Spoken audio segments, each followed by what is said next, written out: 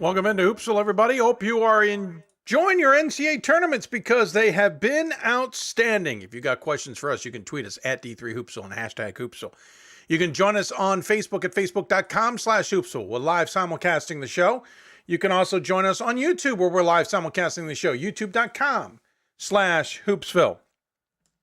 Lots of ways you can interact with us. By the email, of course, hoopsville at d3sports.com. Don't forget that. You got that option as well. Haven't changed the backdrop as we had hoped to, but we got a couple of new jerseys that arrived. So hopefully by Thursday's show, I can get off my duff here and get a few more jerseys hung up. And I know a few of you have been waiting to see yours in the backdrop, and we will work on getting that done as soon as we can. The NCAA tournament, not too shabby, right? Lots of good stuff that happened in the tournament on the men's and women's side. Plenty of upsets, plenty of buzzer beaters, plenty of comebacks. You name it. We'll just go via how the bracket displays. And we start with Case Western Reserve on the men's side. Not only an awesome game with Dubuque, where the two Spartan squads battled all the way to overtime, but Case Western came from behind and got 3 blocks in one offensive sequence for Dubuque, came down on the other offensive side, time running down, less than 20 on the game clock, shot clock down to about 5. I don't want to say bad shot, just not a great shot from the elbow. And a miraculous diving offensive rebound, kick out to the original shooter, nails a 3. That was with it tied. That causes them to get up by 3. Then, using the Bill Fenlon rule, they're winning by 3 with 5 seconds on the clock. Foul immediately. Dubuque's got to go to the line to shoot, and that's all there is there. They weren't able to hold to be able to win it from that point. Then, against Oshkosh, they come from behind in the final minute of that game, down a bunch. And again, great defense, great offense, offensive rebounds, you name it. They end up pulling off the victory and upsetting the defending national champs of 2019 and win that one on the road. So congratulations to Case Western. They'll take on Mary Hardin-Baylor, who had come from behind themselves this weekend. They had a big come from behind against Chapman, 19-1 run to punch their ticket to the second round. Trinity had absolutely smoked Whitworth 77-52, but then got beat 96-82. Interesting twist there. Trinity's head coach, if you don't know, Mary Hardin-Baylor alum, I think may have been up for the job that Clif Carroll got. I don't know all the particulars of that. I keep getting the story kind of confused in my head. Nonetheless, those two teams facing off was pretty interesting. And Mary Hardin-Baylor punched its tickets. Calvin with a big win over St. John, 77-71, and then beat Platteville 76-64 to advance. Elmhurst had big games, got a dominating win over Washington and Jefferson, 95-70. Then came a battle with Pomona-Pitzer that, honestly, I thought Pomona-Pitzer might pull off, as Pitzer once again with a great win and held on against Northwestern. But Elmhurst ends up punching the ticket at home. All 4 of those teams head to Case Western Reserve because in a twist, Calvin didn't put into host from what I'm told. Elmhurst didn't put into host. I have a feeling they had conflicts. Maybe even Calvin did as well. Mary Hardin-Baylor is traveling, so all the games go to Case Western. I don't know this for sure. We talked to Bill Sale coming up, and we'll talk to others at some point in time. And Elmer's coach as well coming up. I didn't ask Bill this mainly because I forgot to, but I'm pretty sure Calvin and Elmhurst probably have other events going on in their gym and can't. It's not prudent to host the tournament, to be blunt. Lower left-hand corner, Wabash gets through. First off, get past Barry 91-79 and what ended up being a good game till late. Then Wabash pulls off the upset of Emory. Emory had multiple looks with the last couple of seconds in the second half, including a slam dunk that was missed on a putback. Remember, Emory 2 years ago lost at a last-second shot. This time they lost because they couldn't put it in. And Wabash gets the win, 87-86. They'll move on against Williams. Stevens got past Mount Union, which surprised everybody by 10. Williams got past Newman rather easily and then got past Stevens by 10. Williams kind of the quiet one in this group in terms of their results. Illinois Wesleyan got past Franklin easily, no surprise. And then defeated La Crosse, who had gotten past Heidelberg in a low-scoring affair, 67-56. All the WIACs knocked out on the men's side. Wash U got past Cornell, but could not get past Wheaton. Wheaton comes from behind late in the second half, holds on to win 63-61. After, by the way, a barn burner of a game against Hope in the first round, which they won 70-69. So Wheaton still plays. Wabash Williams, Illinois Wesleyan, and Wheaton, all the W's, if you don't count the Illinois part, they'll be playing at the Illinois part, Illinois Wesleyan, for that tournament.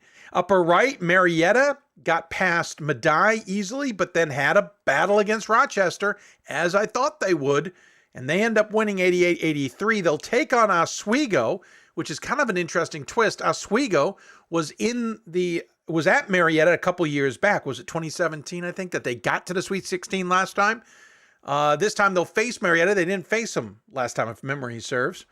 But anyway, Keene State pulls off the upset of Swarthmore, which Ryan Scott predicted, though they didn't have one of their key players for that. Win 84-83, hold on to win against Swarthmore. Oswego gets past Hood. It was a good game, actually. Hood really battled that one. Oswego was down by, I want to say, 9 at one point in the first half and came back to win that one, and then easily handled Keene State. Actually kind of surprised by the score, 84-63. Christopher Newport got past Baruch rather easily. Susquehanna got past Rowan surprisingly by 10. I actually thought Rowan would win that one, and I've known Susquehanna pretty well, but I thought Rowan had the firepower there. And then Christopher Newport got past Susquehanna. Stockton with a win over Wilson, but of course the game that started it all off was Yeshiva and Hopkins, and that was an interesting game. Came down to the very end. Yeshiva just couldn't pull it off. They played from behind much of the second half. Hopkins was in control of much of that game. They did not let Yeshiva do what they wanted to do, and Yeshiva looked gassed. Absolutely gassed for a 63-59 game. Shocking. And then Hopkins, in my opinion, came out and looked like they were stuck in cement against Stockton. And a big deficit in the first half, came back from that deficit, tied it late in the second half, but could not hold on, probably gassed themselves as Stockton moves on. So Stockton, Christopher Newport, Oswego State, and Marietta head to Marietta. And in the lower right-hand corner, Randolph-Macon, they get past Mitchell rather easily, no surprise, 99-57. Babson got past DeSales, and then Randolph-Macon got past Babson. In the other side of that, Nazareth got past Westfield State, and Mass Dartmouth was 19 down to Emerson in the first half. We're down 7 in the final minute and come back to win. Unbelievable. Mass Dartmouth then got past Nazareth, 78-68, and it'll be Randolph-Macon versus Mass Dartmouth. That should be a doozy on Friday night. RPI gets out of an interesting pod. Wesleyan can't get past RPI. That one 59-58. The Cardinals lose. And RPI will take on WPI as the PIs will take on each other. Interesting enough, Penn State Harrisburg with yet another first-round upset of a top 25 team. They took out St. Joseph's, but then could not handle WPI. If I'm not mistaken, Harrisburg beat WPI 2 years ago in the first round. Engineers were ready this time, beat them by 20. So Randolph-Macon, Mass Dartmouth, RPI, and WPI will play at Randolph-Macon. That's on the men's side. Quickly on the women's side, as I'm running out of time. Christopher Newport easily passed Mitchell. Johns Hopkins gets upset by Mount St. Mary in a game that Hopkins led much of but could not pull away. Mount St. Mary ends up winning and avoids a buzzer beater. Christopher Newport then all over Mount St. Mary, 107-52.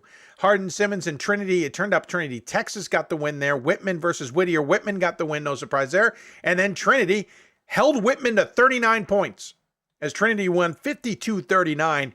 They'll take on Christopher Newport in a dandy of a game. That's that Trinity squad that Ryan Scott and others thought could be the surprise. Tufts got past Clark Summit easily, no surprise there. DeSales got past Cortland. That was a big win, but then Tufts, in a low-scoring affair, no surprise, got past DeSales 58-47. St. John Fisher got the big win over Rhode Island College. Amherst got past SUNY IT easily, and then Amherst got past St. John Fisher. So Christopher Newport, Trinity, Tufts, and Amherst get through. That will be played at Amherst because Tufts is 619 miles from Christopher Newport. We'll talk more about that in a bit. In the meantime, Smith passed Farmington State. Brooklyn passed Emmanuel in a bit of a surprise, but Smith gets past Brooklyn. DePaul cannot get past Illinois Wesleyan. Great win by Illinois Wesleyan, 56-55. Whitewater got past Ripon easily, 58-34. But then Whitewater handles Illinois Wesleyan 72-54. So it'll be Smith versus Whitewater in a great matchup in the round of 16. Then you got Gettysburg, who had to come from behind against Morrisville State. They did not look good. Morrisville State put 20 plus up in the first quarter. Gettysburg only put up 12. It got to 34-28, I want to say, at halftime, or 32-28, something like that at halftime. And then I don't know what Nate Davis said at halftime, because Gettysburg opened up a can, went on a 14-0 run, scored more in the third quarter than they had the entire first half combined, held Morrisville to 14 second half points, if I have that right, and absolutely blew the doors off of Morrisville State. That final was, and I just lost the score because I had it, 77-44. It just, if you looked at the final, you thought that game wasn't a game. It was a game until halftime.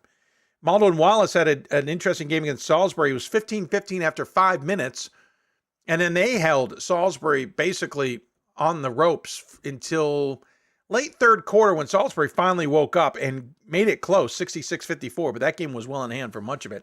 And then Baldwin Wallace got past Gettysburg, not surprised. Interesting enough, same score, they beat Salisbury by 66-54.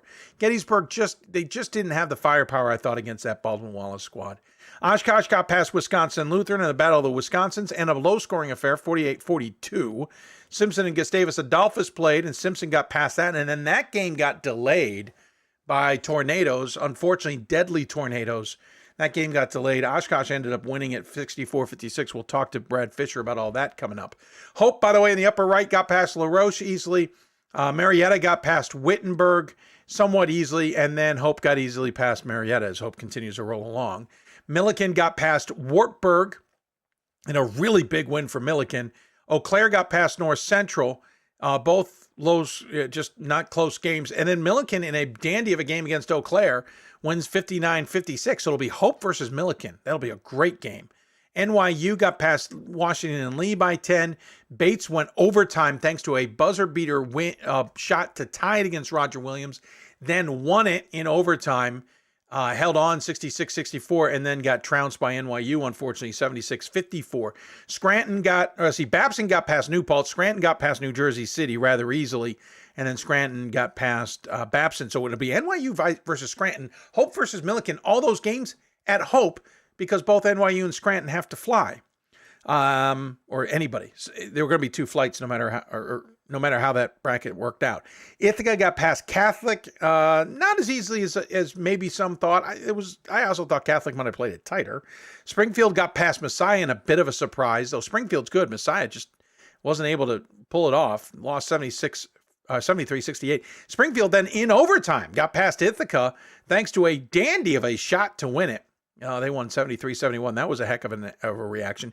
John Carroll passed Elizabethtown in just destroyed them. Elizabethtown, a team I really thought well of this year, lost 156. Immaculata could not keep up with Trine, so it was Trine versus John Carroll, and Trine, no surprise, won that 63-42. Mary Hardin Baylor got past Webster, but it was close. Webster actually had the lead till a couple minutes left. Mary Hardin Baylor, like the men did, went on a heck of a run to take the lead and hold on to win. East Texas Baptist got past the host Rhodes by 12, and then Mary Hardin Baylor easily handled East Texas Baptist. Southern Virginia, big win over Shenandoah. Really impressed there, 67-48. Transylvania got past Washington and Jefferson as both W&J teams lost in the first round, but then Transylvania handled Southern Virginia. So Springfield, Trine, Mary Hardin Baylor, and Transylvania will all play at Transylvania. There you go. Now, you're probably wondering what I think about hosting. Well, I'm out of time now, but we will talk about that on this show because I think there's some interesting questions to be had and something I honestly missed early on that I should have picked up on earlier as well. So there you go. Ran through it. I know you probably have some questions. We'll try and get to them. Thank you. Oswego lost to Marietta in the Sweet 16 in 2019. Thank you. But Oswego was at Marietta for a tournament, Travis. And Marietta lost in the first round. Oswego played in basically an empty gym in the second round, won the game, and Oswego played home where Christopher Newport traveled to him. That's the year Christopher Newport made the Final Four. That's the year I'm thinking of. That wasn't 2019. That was a little further back. That's why I want to say 2017, maybe 2016. I'm sure you got questions. We will try and get to them at some point in time as well, and we will certainly talk about hosting a little bit later. But we got to get going because up ahead, we got Smith women's basketball coach Lynn Hersey will join us. Elmhurst men's basketball coach John Baines will be on the show. We'll also talk to Oshkosh women's basketball coach Brad Fischer from WPI, Worcester Polytech. We'll talk to graduate student Colin McNamara. Then from Marion Baylor, we'll talk to both coaches, Clif Carroll and Mark Morefield, about their teams. And then Calvin's men's basketball coach Bill Sale will join us. That's all here ahead on the show. You listen to Hoopsville, presented by D3Hoops.com. I want to thank our partners at the NABC, WBCA, Blue Frame Technology. And if you want to be part of it, you can too. By the way, also stick to the show. We got a way you can get involved with the show or maybe get some memorabilia from the show while helping us out as well. We got T-shirts to talk about coming up on the show. You listen to Hoopsville. Back with more after this.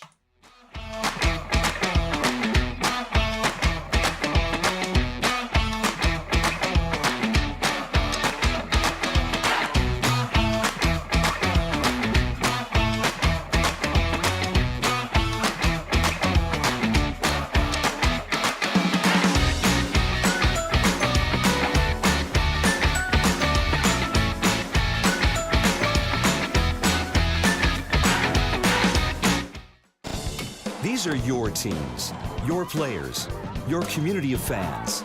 This is where they play, where they practice, where you cheer. At every meet, every event, every game. Your community is passionate, dedicated, supportive. You know the tension of a close game and the thrill of the win. So while you're cheering, keep an eye out for anything out of the ordinary. If you see something suspicious, say something to local authorities. It starts right when you hit the court. You imagine your finest moment. The game-winning shot that gets you to the dance. A monster dunk or no-look pass, and cutting down the net. Sports lets us dream of our own success and prepare us for our finest moments on and off the court.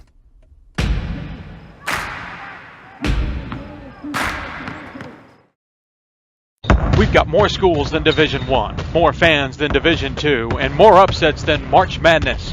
There's 800 programs with over 11,000 games leading to 2 national championships.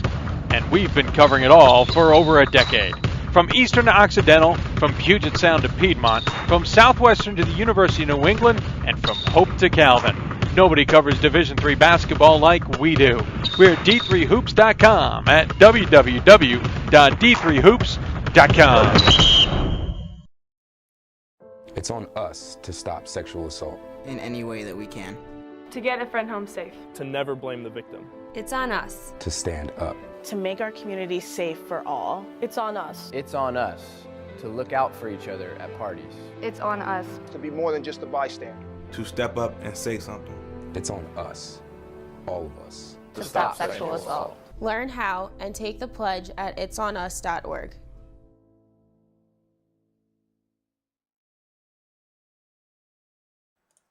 Welcome back to Hoopsville, everybody, as we continue on this Monday evening. If you got questions for us, tweet us at D3Hoopsville or hashtag Hoopsville. You can email us, hoopsville at D3Sports.com. You can also get a hold of us in other many, many ways.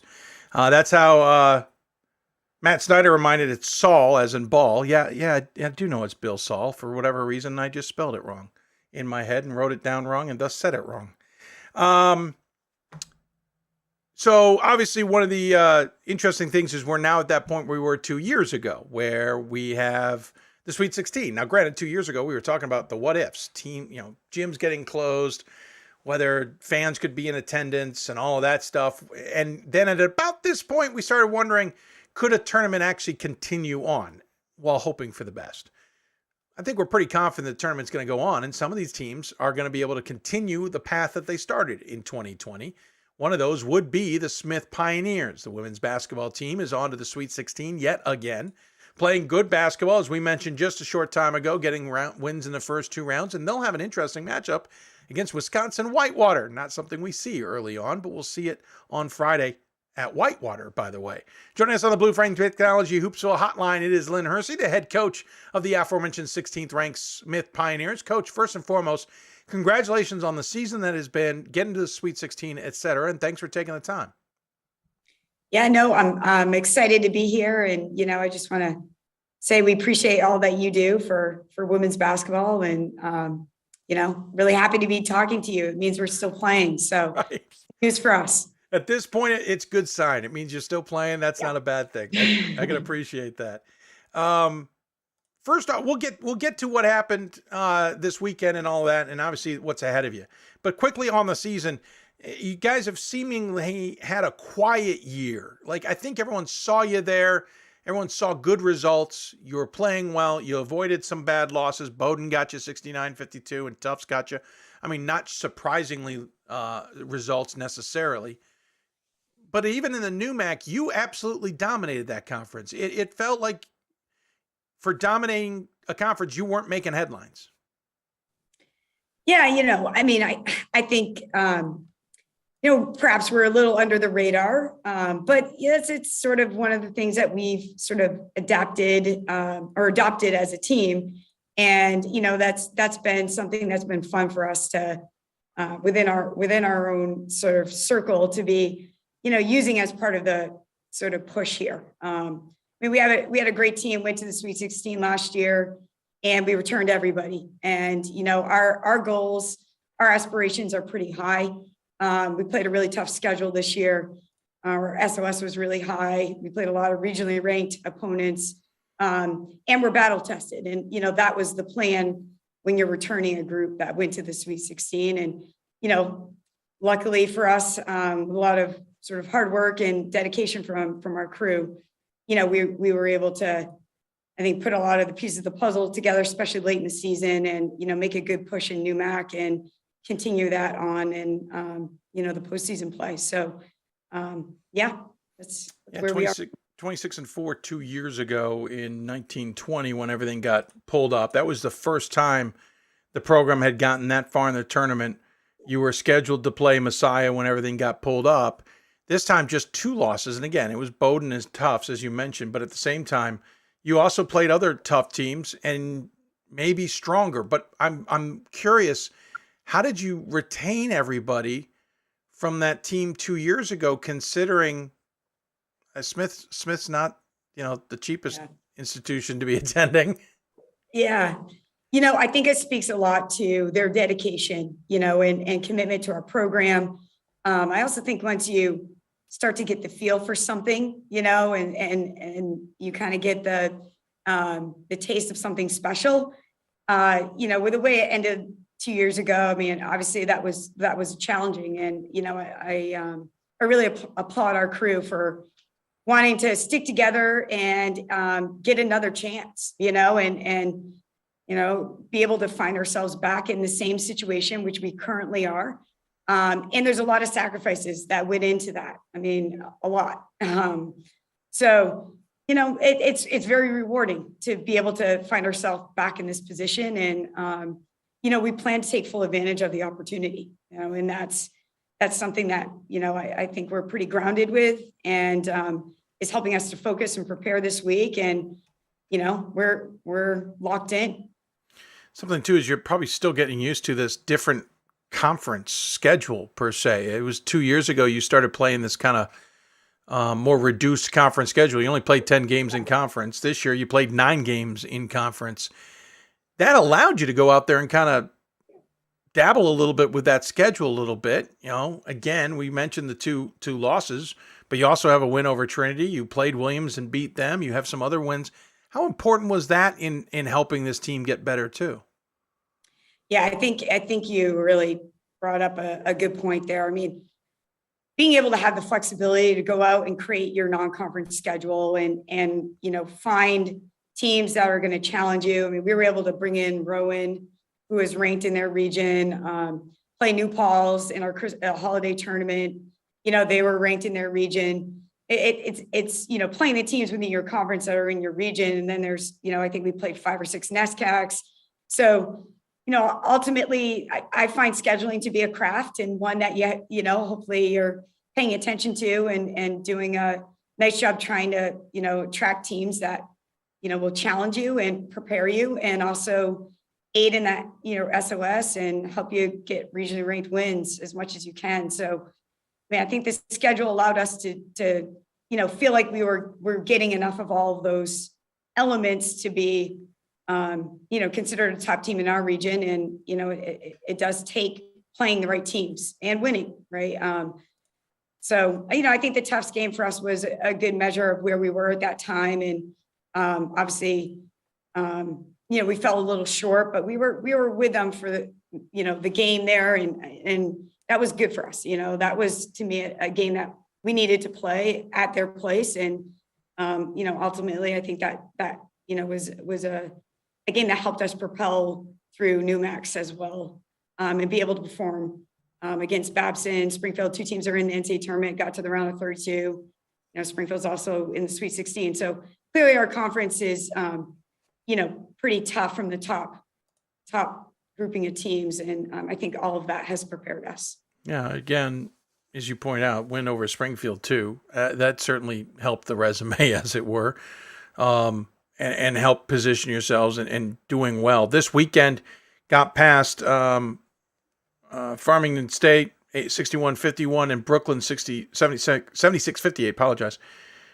First round, is that always a little closer because of the jitters or kind of the understanding that there's a little more pressure on things? It's a good question. I mean, I think those teams, when you're playing one and done, obviously, there's an urgency for everybody. And I thought, Framingham, Brooklyn, brought really good, their A game to play us. Yeah. And, that's the way it should be in the NCAA tournament. And, we were playing at home and it had a great crowd and a great environment. And, ultimately, it took some runs to be able to beat them. I think it was, a good first round showing for us. And, we're looking forward to the next pod that we're in and heading to Wisconsin and, facing some different teams, some teams that have different styles of play, different strengths, and, seeing what our style of play, how that's going to match up, and so we've, I think it'll be a fun weekend out in Wisconsin as well. Yeah. Interesting enough, you talked about strengthening your schedule and bulking it up, which you did, but it was mainly against New England and kind of super regional area, for lack of it. I saw Vassar on there, for example. Yeah, you're heading all the way to Wisconsin. You're going to be taking on Wisconsin, and should you win, you're going to either face Baldwin Wallace or Oshkosh. These are 2 or 3 very unknown programs to you guys in the general sense. How do you prepare for that? How do you prepare for programs you've never seen before? Yeah, well, we get to work. To work in a short period of time. We have to learn very quickly about 3 different opponents and, and really try to strategize as much as we can and be great teachers and communicators to our players and the things we're going to ask them to do. And, ultimately, I mean, we work really hard in preparation. I mean, that's sort of our motto here. We prepare really hard and we try to do the best we can. Everybody's got to put forth their best, whether it's coaches, players, in these days leading up to the game. That's where we feel like we can win games. And so ultimately, I mean, it's a lot of time, a lot of hours, a lot of work, but you're playing in a Sweet 16, this is time you got to bring out your best. So how do you do it? You just, you grind and you get through it and you figure out the things you need to figure out and you put your game plan together and you teach it. And hopefully you're teaching it well. I know it's nuance here, but instead of a bus drive to Baldwin Wallace because they didn't put their paperwork in or didn't choose to host or whatever the case may be, you're flying to Whitewater. To some degree, that might be easier. Yeah, I mean, ultimately, I would say that we're ready to play wherever. So, whether we're flying to Wisconsin or driving somewhere else, or I think you control the controllables. Where we're going to play is not in our control, but how we prepare, how motivated and locked in we are, our confidence level, how we're shooting the ball, right? All the little details. I mean, those are the things that we can control. So we really try to focus on those. And we have a great support system here. Obviously we're flying, but, the details, all our support here is really helping us with that. So we can really stay locked in on the things we need to do as coaches. Tell me a little bit about this team. You got 3 players in double figures, but they're all low scoring double figures. They're all kind of close to 10, 11 points. Caitlin Pikunka. Yeah. Oh, got it right. Okay, I'll take it. Yeah, I'll take you got it. it right. I'm gonna go win. I'm gonna go get a lottery ticket. Jesse Ruffner and Morgan Morrison, 11.5, 11 points, 10.5, respectively from the 3 of them. Also, all 3 of them, you're pretty much your top 3 in rebounding on top of that as well. Obviously, it starts with those 3. I know there's more than that, but give me a sense of those 3, and then how the rest of the team kind of feeds off of them. Yeah, I mean, Caitlin has been just a real competitor on the court for us. She's a really good, crafty, post player for us. She can score face up. She can score on the block. She's a nice mid-range shot. She's a competitor. I mean, she's one of the most competitive athletes I've ever coached. So there isn't a assignment that, is too big for her in a moment that's too big for her. I mean, she wants the ball in her hands. She can help us make some big runs, when she's getting some good looks. And, I think her mindset is our team sort of follows that competitive nature and fire that she has. Morgan Morrison is, been just a really steady offensive weapon for us. She can get a lot of boards, good size, very athletic, very mobile, great in the blocks. Someone who can, again, our interior game, like someone who can really handle one-on-one matchups, has required double teams, triple teams throughout the year, really. And that's been really good for us because we have a good outside shooting group. So the balance between getting Caitlin and Morgan touches really, gives us a lot of offense on the perimeter as well. So that, that tandem has been really good for us. And then Jesse Ruffner is, a scoring guard for us, really great getting to the rim, physical, strong, is a nice mid-range, shoot the 3, really a 3-way scorer. We utilize her a lot in a lot of different, some of our sets, some of our matchups that we like when we are facing other opponents. Like we'll make sure she's getting quite a few touches. She's good in transition.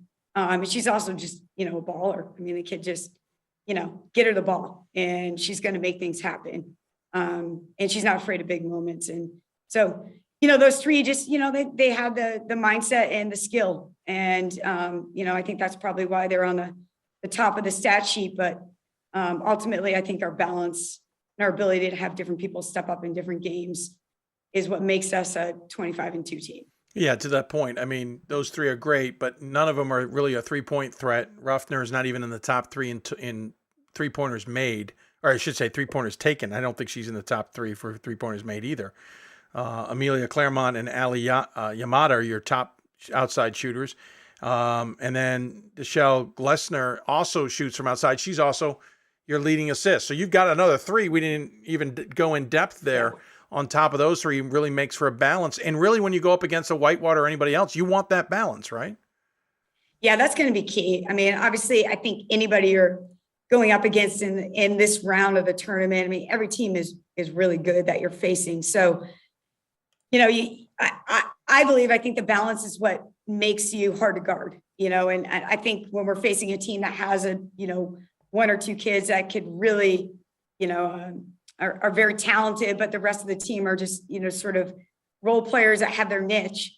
That game plan is a little bit easier than necessarily, guarding 6 or 7 deep and really knowing that any of those 6 or 7 can get hot and can help us go on a big run or, can make big plays at big moments. So I think our depth is a real factor for us, and we're going to continue to utilize it as much as we can. And our team really has bought into sharing the ball and celebrating each other and not caring who gets the credit. I think Caitlin on a different team would be scoring 20, 24 points a game. But in our program, she's willing to pass the ball. She's willing to she understands that our guards are good. They're going to get good shots. And we just try to play out of the strategy of what the opponent is playing us in and, try to get the best shots we can. I've probably asked you this before, and I'll admit I've forgotten what might be the answer, but is there an element of carrying the flag for single-sex women's colleges to some degree? Absolutely. I mean, Yeah. Absolutely. I think we believe that, being at Smith is an experience that's elite for women. We have everything here is for us only. And, we treat our women just like that. And of course you've got to do your part to earn it all as well. And, and they do that, they show up, they perform, they win consistently year after year. And, it's also the birthplace of women's basketball. So, we have a level of pride in terms of that as well. And trying to be a really, a national name and, be competitive on the national stage. I mean, I think that's a full circle, situation for us. And our players have a lot of pride in that as well. Well, congratulations. You should be proud for 2 years in a row, 2 tournaments in a row, making it to the Sweet 16. That's not easy. Just those 2 first games are tough enough. But obviously the flight to Whitewater will be interesting, but we're looking forward to seeing how you perform out there. As always, we give the guests the final word. Any final thoughts you want to share with those who might be tuned in? Yeah, I mean, I think ultimately I just love to thank our Smith Nation out there. Like I said, it's been a fun ride this year, really come out to support our women. And, ultimately we're going to go to Wisconsin. We'll know you'll be with us. But we're going to try to bring home 2 W's and we'll see you all at the Final Four. So that will be, that's kind of the deal I'm making with them. Yeah, you're going to have to maybe beat a few W's to get a W's. That's probably going to happen, huh? Yeah, it kind of works out nicely, doesn't it? Very symbolic. I kind of like it. I dig it. I'm gonna go copyright that while we're on. Yeah, you gotta. I think that one you gotta write that one. Yeah, that was good. You gotta beat a couple W's to get a couple W's. Well, congratulations nonetheless. Have fun, and we'll look forward to catching up with you down the road. And thanks for the time. Same to you. Appreciate all you do. So thanks so much for having me. Absolutely. Take care. Talk to you soon. You too. Lynn Hersey joining us on the Blue Frame Technology Hoopsville Hotline. Again, they'll take on Whitewater. That game's scheduled 8:30 Eastern time coming up on Friday. The other game, obviously, is Oshkosh and Baldwin Wallace. We'll talk to Oshkosh coach coming up as well. We'll got to take a break. When we come back, we'll talk more hoops. You're listening to Hoopsville, presented by D3 Hoops. Back with more after this.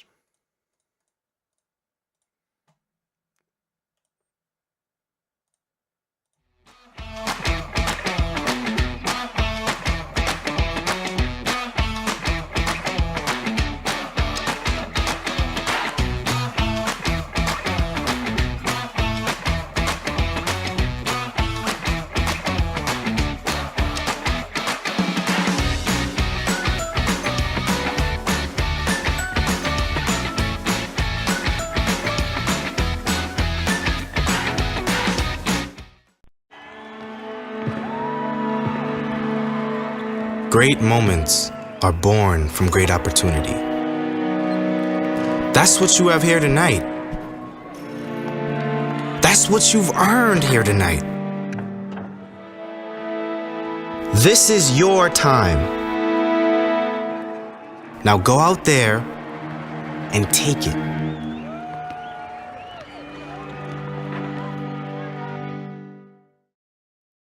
It's on us to stop sexual assault. In any way that we can.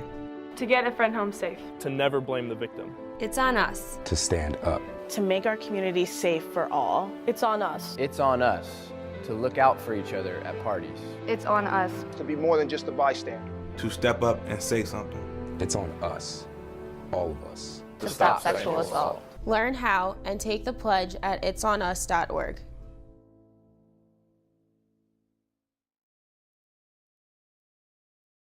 There are over 480,000 college athletes. Only 2% will go pro.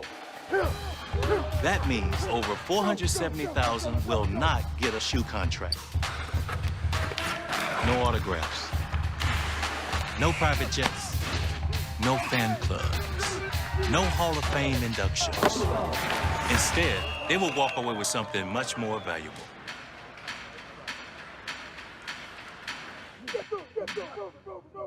We've got more schools than Division I, more fans than Division II, and more upsets than March Madness. There's 800 programs with over 11,000 games leading to 2 national championships. And we've been covering it all for over a decade. From eastern to occidental, from Puget Sound to Piedmont, from southwestern to the University of New England, and from Hope to Calvin. Nobody covers Division III basketball like we do. We're at d3hoops.com at www.d3hoops.com. Welcome back to Hoopsville, everybody, as we continue along. If you got questions for us, again, email us, hoopsville at d3sports.com. You can also join us on Twitter at d3hoops or hashtag Hoopsville. You can join us on Facebook where we're live simulcasting the show, facebook.com/Hoopsville. Lots of ways to get a hold of us. We'll certainly try and answer your questions or thoughts. We'll talk about the bracket as a whole coming up, because there are some interesting decisions. You heard Lynn Hersey mention something there earlier. We talked about BW, or I should have said I mentioned BW not hosting. We'll talk about that. One of the other teams not hosting, I think, caught a few people by surprise. Maybe made some assumptions and weren't there, was Elmhurst.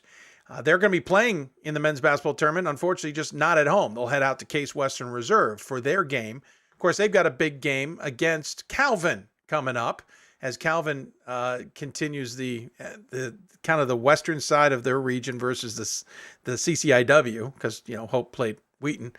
But Calvin's still dancing, but so is Elmhurst, as Elmhurst has survived where many others have not been able to. So join us on the Blue Frame Technology Hoopsville hotline to talk about all that fun stuff. And somehow we'll figure out why the graphic changed, but it's going to look pretty anyway when I fix it. But joining us there anyway is John Baines, the head coach of the Elmhurst squad. And coach, first and foremost, congratulations on getting this far. You got to be thrilled with the fact that you guys, first off, took advantage of home court, but second off, were able to get the victory and move on. Yeah, thank you. I appreciate it. Yeah, we that home court was huge for us. That being down 14 to Pomona at halftime and making that big run, the place was really electric, and I felt fortunate we got out of there with that one. But it was a great second half for us. But thank you. Yeah, there's so much to talk about what you guys did in this game. First off, I almost want to go back because it feels a little bit like the CCIW was kind of the reason you guys were ready for this. You guys had some battles this season in conference and out of conference. And there were times where I kind of felt like, well, maybe the gig is up, that you guys have finally hit a wall. And then you come storming back against another opponent. You get a big win here, a big win there. How much did this season prepare you for the tournament? You know what, the league always does. I mean, we always play that schedule. So I don't think that's unusual. You know, the thing you always look at the end of the year and you look at these records and you just make this assumption that everything's the same. You know, we had a period right after Christmas, after the New Year, we got shut down for 5 days with COVID. We had 14 guys on our team get it, and so that when we shut down, and then we had another 5 days after that. And what ended up happening is we had 3 games a week for 3 straight weeks. And playing Monday, Wednesday, Saturday, it was just, you know, and when I say that, it was, I believe if I look back on it, it was at Wesleyan, at Wheaton, at Augie, at North Central, and then Wesleyan at home. And so we had a little stretch there where we you know, we kicked the tires a little bit. And if you look at it, I'm like, man, we had 4 losses in that little stretch right there. And then I think we caught our breath. And I think we were 12-5 at the time, and then we've just gotten on a roll. Guys are playing well. Well, you also had, I'm reading between the lines, because you went from December 30th to January 17th with no games, which is quite rare. So that's probably the COVID protocols in place. So not only did you have that break that you weren't expecting it, you have COVID protocols that probably wore out some of the guys. So you lose 3 out of 4, and as you said, at Illinois Wesleyan, at Augustana, which was a win, at Wheaton, at North Central. So you're coming out of COVID. Your games are tight. Everybody else may have been playing when you hadn't been. There's a lot going into that kind of didn't go in your favor. Yeah, and you know, there's, you know, I think other coaches and other leagues get tired of us talking about how our league and how competitive it is, and but you know, those were tight games. Those were not. It doesn't take much to lose a game by 3 in our league. It really doesn't. And you can play a good game. And so we got a really veteran group. And I think, you know, a lot of these guys, I have some 6-year seniors, you know, so some guys that have come back, and there was certainly no let's throw in the towel, because that's why you came back, is to get one more run at it. And so credit to our guys, they got it together. You guys are now won 12 of the last 13, the only loss being won on February 16th to Milliken. Won the conference title, obviously at the Shirk Center in Bloomington, which is probably feels a little good, even though you didn't play Illinois Wesleyan. North Central did the honors for you on that one. And then you handled them, and then you handled Washington Jefferson. You guys have been playing well. The Pomona-Pittsburgh game, we'll talk about it in a minute. What is it about your team that when you're playing well is working so well? Like what's the key to the cog, as it were? Well, this is an unusual team for me. I'm used to, we've always had physical teams and that rebounded and it's just kind of been our style. We got into this season, and I think we were about halfway through, and we were actually, I think, 5th or 6th in the league in rebounding. However, we were 1st in the league in steals, which is really unusual for our teams. I think we've always been kind of a more conservative defensive team and don't gamble and keep your guy in front of you. But our personnel dictated that. We've got a lot of athletic guys. Their hands are good. And we kind of just said, well, let's run with it. Let's get a little bit more aggressive defensively. And then what's happened, I think, is our defense has really got us into transition, but then our rebounding has also picked up. And I think I looked at the stats at the end of the year, and we were leading the CCIW in rebounding. So when our rebounding is picked up and our defensive pressure is gone, and I think anybody that's played us knows that when we get out in transition, we're one of the best around whenever we can get out there. Looking at the squad, you talk about the leadership on it. It starts with Jake Rode. You've got 17.5 points from him, 4 rebounds a game on average, but then he's also your leading assist guy. So it's one of those rare occasions where the guy who's handing out the ball the most is also the one who's scoring the most. That's an interesting balancing act. Yeah, this year he has actually broken the record. He is the all-time scoring leader in Elmhurst history, and also the all-time assist leader in Elmhurst history, which again, that's a huge, as we were talking to him over the summer, I had to do some recruiting. You're like, hey, do you want to come back for one more go at this? And I said, if we put together some of the best teams in Elmhurst history, and you're the leading scorer and you're the leading assist guy, you're the GOAT. And so that brought him back, I think. But no, I would tell you, he can average 20. He has averaged 20. 2 years ago he did. I think our supporting cast is a lot stronger. I think we've got a lot of talent down the roster, and I think he realizes it, and he shot a good percentage, and I think he's feeding off a lot of our guys. I hate to drag the question on, but we won the first game in the tournament, and Ocean Johnson had 22 points and Wes Urquhart had 20, and then the next night Jake has a great night, Dom Jinko has 14, Levon has 15, and we just have a lot of guys who can score, and I think he's distributed a little bit better. Well, to that point, you've got 2 others in double figures, Levon and Wesley. You've got 2 more that I would consider in double figures, Ocean and Dominic, because it's 9.8 and 9.4 respectively, meaning they've got a lot of double figure nights in the bag. And then 8.8 for Jay Militello. So he's right in that conversation too. So yeah, you've got a lot of other options there that Jake can use if he's not scoring or if he's double teamed or whatever the case may be. You've got other weapons to go to. Yeah, and this is really unbelievable if you think about it. Jay Militello, last year Jake Rode sat out with the COVID year and he had gotten hurt. But Jay Militello was a unanimous first-team All-CCIW player, was our leading scorer. And Dom Jinko was a second-team All-League point guard, and now he's coming off the bench for us. I think that just really speaks to the depth of the roster. Let's talk about the fact you're playing in the second weekend after a really tough game against Pomona-Pitzer. You came from 17 down in that game. At halftime, you were down 40-26. Second half, you beat them 50-30. I was talking about the women's game I was at Gettysburg, and I was very curious what Nate Davis said to his team because they were down the first round of Morrisville State and didn't look good. Went on a 14-0 run and absolutely handled them in the second half, worse than what you guys did with Pomona. So I'm curious, what did you say at halftime? Well, God's honest truth, I didn't yell at him at all. sometimes I tell stories, and the guys, they yawn, but I said, I don't, and when I say this, I don't usually like to tell stories about myself, but I did go back and I said, in '97, when I was playing at Wesleyan, I said, we won the national championship. You guys know this. We were down at home in the second round to Rose Holman in that game, and that's the game Brian Crabtree hit the shot over the backboard. And I said, to this day, that's our story game. That's how we won that one, and that propelled us. And I said, every team, you guys all know, every team that's in the tournament has that story game. And I said, this is going to be our story game. And I know that's real easy to say after the fact. You're like, no, he didn't say that, but I did. I felt like, you do have those. And I think our guys, I knew they were ready. I knew we played a poor first half. Pomona played a great first half. Pomona was shooting around with about 1 minute and 10 seconds left, in warmups, and our 5 starters were already at half court ready to roll.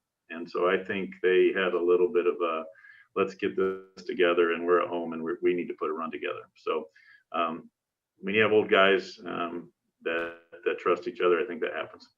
Interesting. Of course, this was the game that was supposed to happen in 2020. So, it was an interesting opportunity to see these two teams take to the floor. Granted, it was supposed to be a round later. Did you have any feelings that it wasn't going to go your way? I mean, your team starts 1 for 13 from beyond the arc. You're down by 17 points. It's not unheard of to come back. We've seen it happen, obviously, but Pomona Pitzer wasn't any slouch of a team. No, they played really well. I have to give Charlie Catt a lot of credit. Whenever we talk about 2 years ago, we're supposed to have these two teams go against each other. I have a lot of those guys back. He only has 2 of them. Right. He's got some really good freshmen. I texted Russell White at Cal Lutheran, and I said, you're going to have your hands full for a couple of years because they got some players.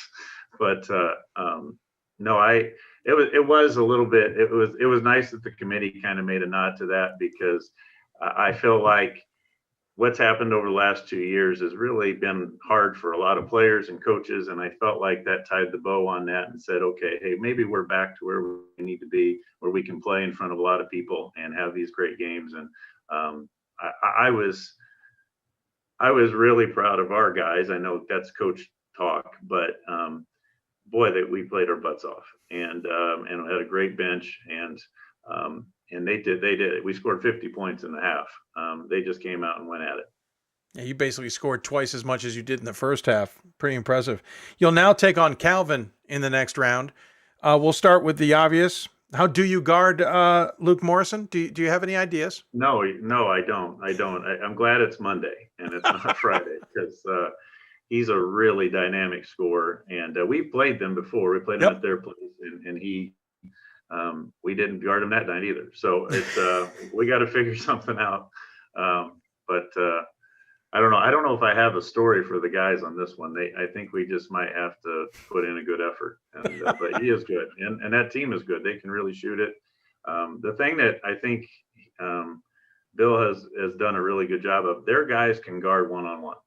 And that when you can guard a guy and you don't have to help, and you can just guard a guy, that's hard to go against. And when we played them, I think that was the first team that I thought they can guard our guys if we don't run our offense right. And so that's something we're going to have to overcome.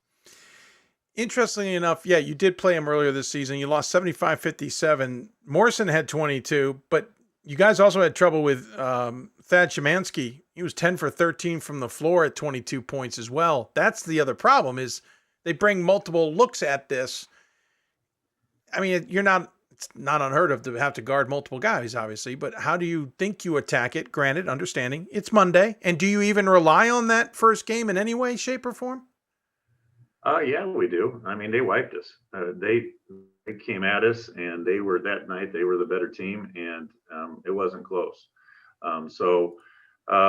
Yeah, I've got some of my buddies are calling me going, hey, they Platteville got upset. You don't have to go play them. I said, we got to play Calvin. I said, that's a really good basketball team, and they've already beat us soundly. And so we'll have something together. I'm sure we'll throw something in, but I like our guys. I think they'll respond. They always do.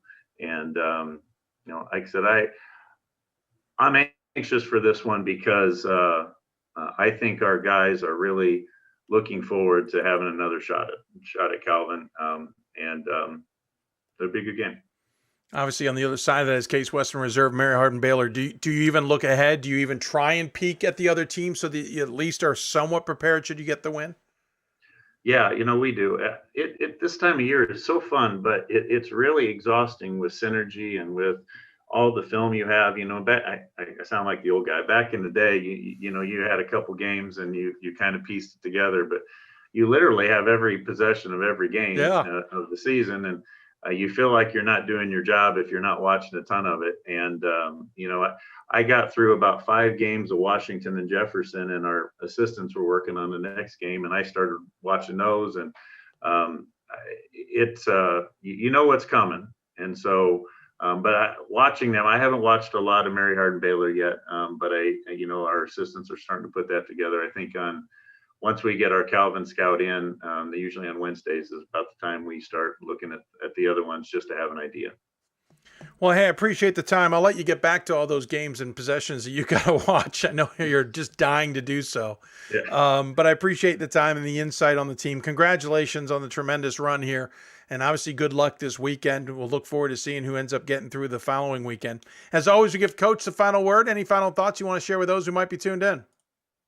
I don't have any major thoughts. I just want to say that I'm so happy that that we've gotten to a point where we get to play these games in front of fans, in front of people, and it's made such a difference for our players. We always talk about the mental health, and it gets thrown around a lot, but I think just the happiness of our players is just incredible because they're getting to play these games, and I'm so happy that we're doing this, and I can't thank the administrators that are letting us do this enough because it's so important to these guys. Yeah, well said. It's nice to have the games, nice to see them working out, and nice to see guys on the floor playing with fans, as you said, in attendance. Thanks for the time. Good luck this weekend. We'll talk soon. Thanks, Dave. I appreciate it. Absolutely. John Baines joining us from Elmhurst. Again, they'll take on Calvin. That's the 5 o'clock game in that tournament. Of course, that will be played. At Case Western. We'll take a break. When we come back, we'll talk women's basketball. We'll head up to Oshkosh, talk to the coaches there about their games coming up. You're listening to Hoopsville, presented by D3Hoops.com. More after this.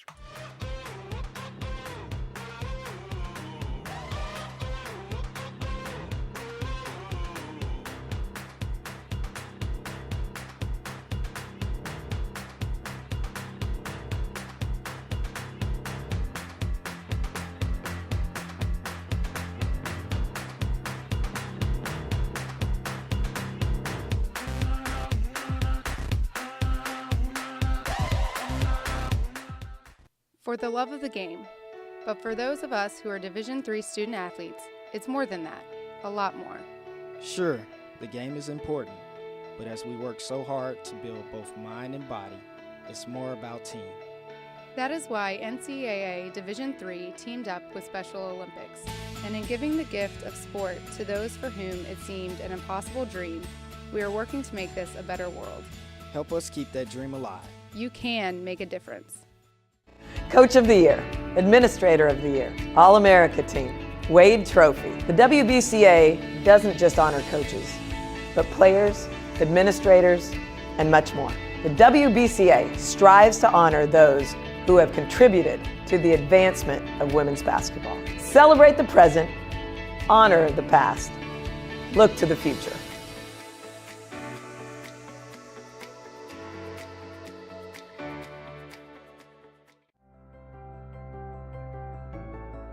It's on us. It's on all of us. And it's time to act now.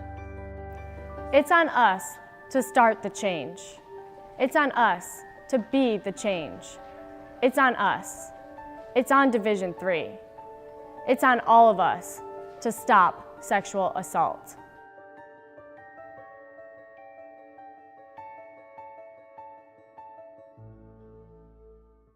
For the love of the game. But for those of us who are Division III student athletes, it's more than that, a lot more. Sure, the game is important, But as we work so hard to build both mind and body, it's more about team.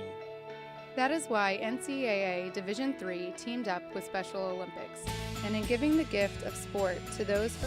These are your teams, your players, your community of fans. This is where they play, where they practice, where you cheer. At every meet, every event, every game. Your community is passionate, dedicated, supportive. You know the tension of a close game and the thrill of the win. So while you're cheering, keep an eye out for anything out of the ordinary. If you see something suspicious, say something to local authorities.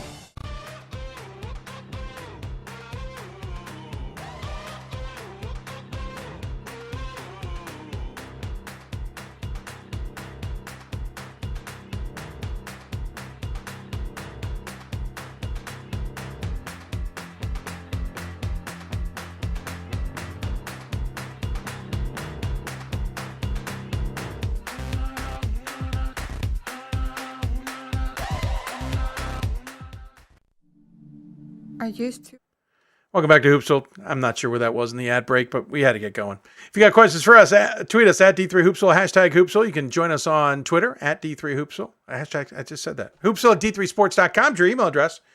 We're also live simulcasting the show on YouTube and on Facebook, Facebook.com/Hoopsville, YouTube.com/Hoopsville. Good guess, right? Continuing the conversation with a lot of different aspects of things, we're jumping back into women's basketball. Quick reminder, if you're an SID who's tuned in and has not nominated your team for All-Region, the deadline is coming up here, I believe, in the next hour or so on D3Hoops.com. So hopefully you're listening live, because if you're listening to the podcast or on demand, you've missed the deadline, and hopefully you put your teams in. That's how All-Region becomes All-America, and so focus on that. Back to the women's side of things, as we mentioned, games will be played in Whitewater. Not often that we get teams from the same pod, let alone the same game. It happens tonight. We try not to do this, but it's going to happen tonight. On the other side of that Whitewater bracket is Baldwin Wallace at Oshkosh. Baldwin Wallace could have hosted this. Everybody could have driven, but something didn't happen. So Baldwin Wallace isn't. But Oshkosh doesn't have to go that far to go Whitewater. They're certainly familiar with it. Join us on the Blue Frame Technology Hoopsville Hotline is the coach of the aforementioned Titans as the women's team continues to dance along.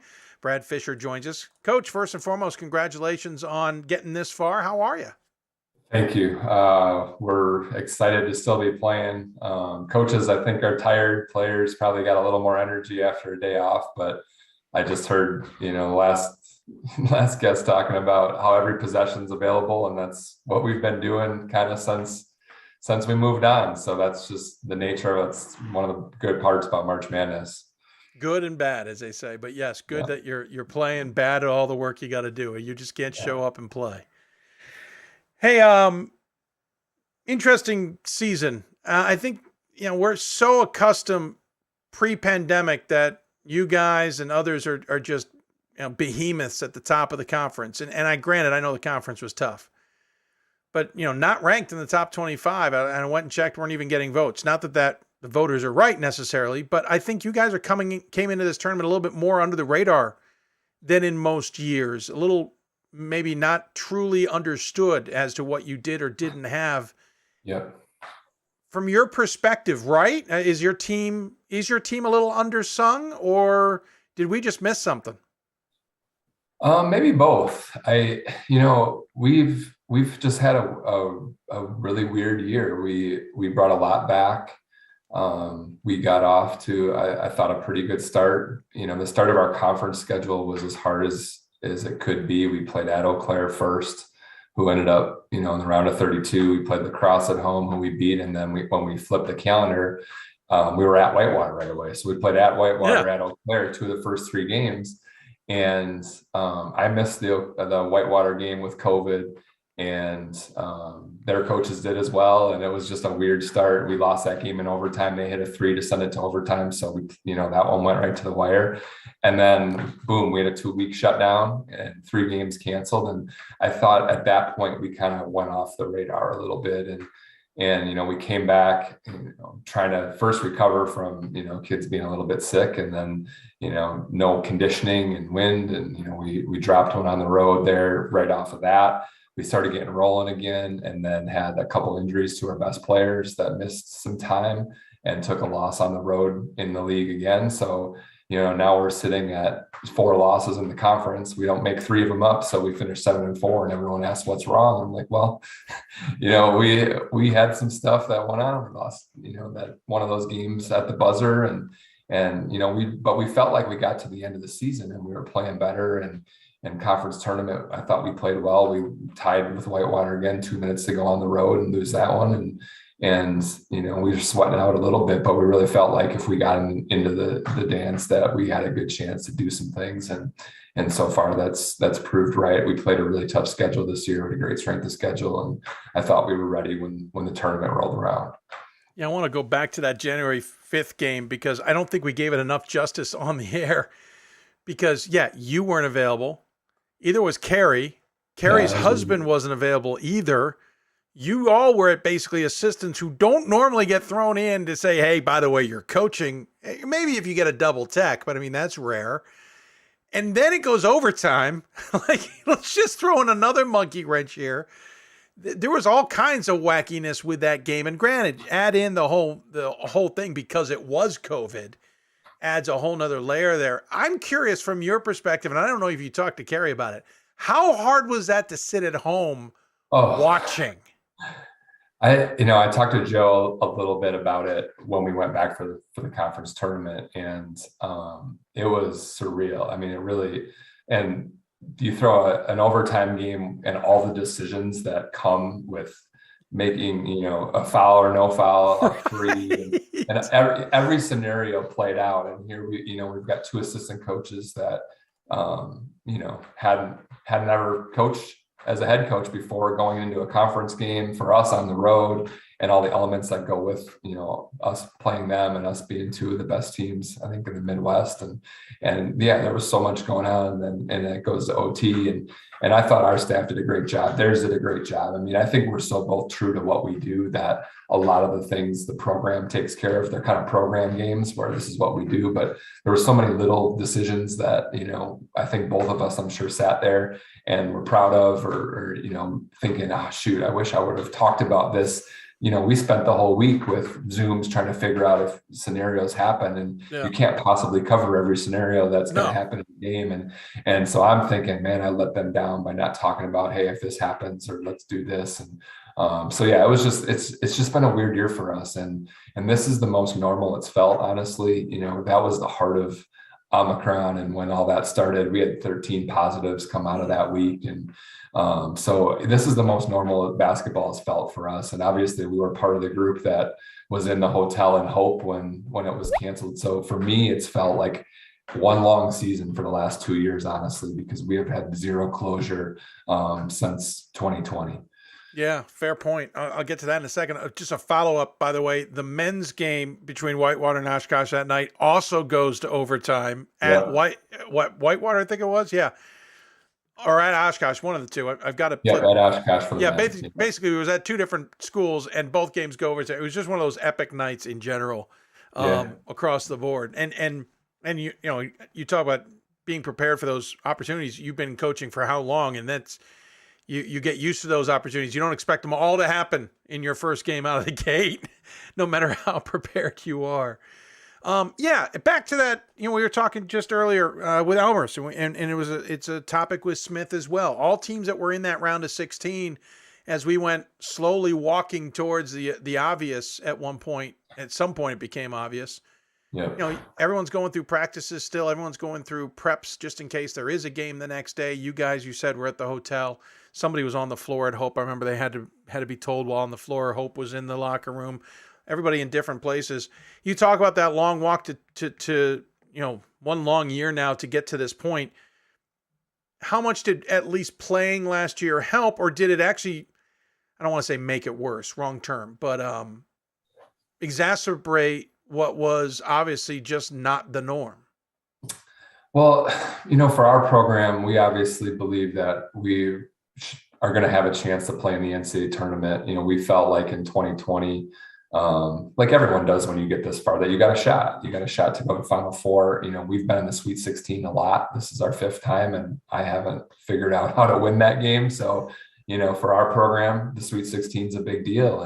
And so you're there that night and that gets canceled. And we lost 2 seniors there, but brought a ton back. Last year, that group came back, won the WIAC, won the tournament. And 2 years in a row, then we finish by winning our last game. And that's kind of not how you finish a season. You either get beat and someone ends your season, or you win the national championship. So last year it was great to play, and I'm glad we did it. And obviously we got a lot out of it. We won the tournament, which was great, but you still left the end of the year feeling like this isn't how it's supposed to end. And, we'd rather go out with someone beating us and ending our season than the way even last year went. So for us now to get back in the tournament and have this chance, I feel like maybe no matter what happens now, we can kind of put a bow on really the last 2 years, honestly. Sure.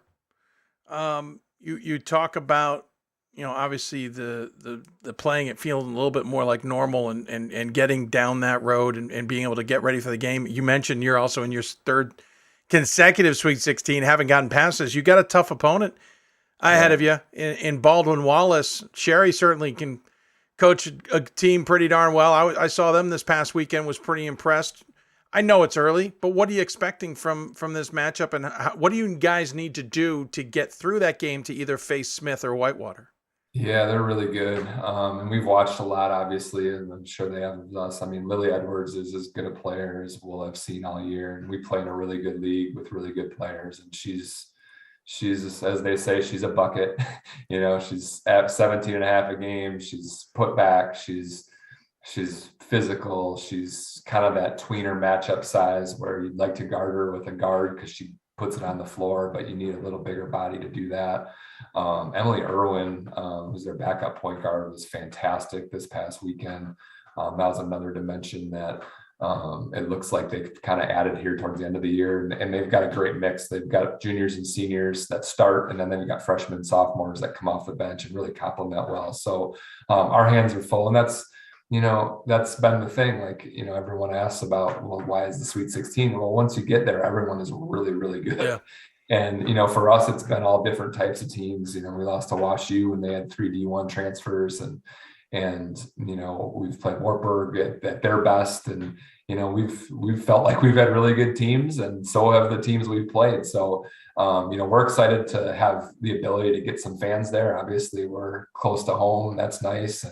And we're getting a lot healthier. I think, honestly, losing in the conference tournament, had I known we were going to get in, I would have been feeling okay, because it gave us an extra, half of a week to try to get healthy, which at this time of the year is huge. So, coming off the win on Saturday at Simpson with all of, the stuff that went on with that, and having to sit in the locker room, and we've just had so many weird things this year. Like, this season is going to be a bunch of bullet points that probably won't happen again, hopefully in our time. So, we feel confident, but again, everyone that's playing this weekend won 2 games, won a little mini tournament. So I think everyone comes in feeling like, they're playing their best basketball.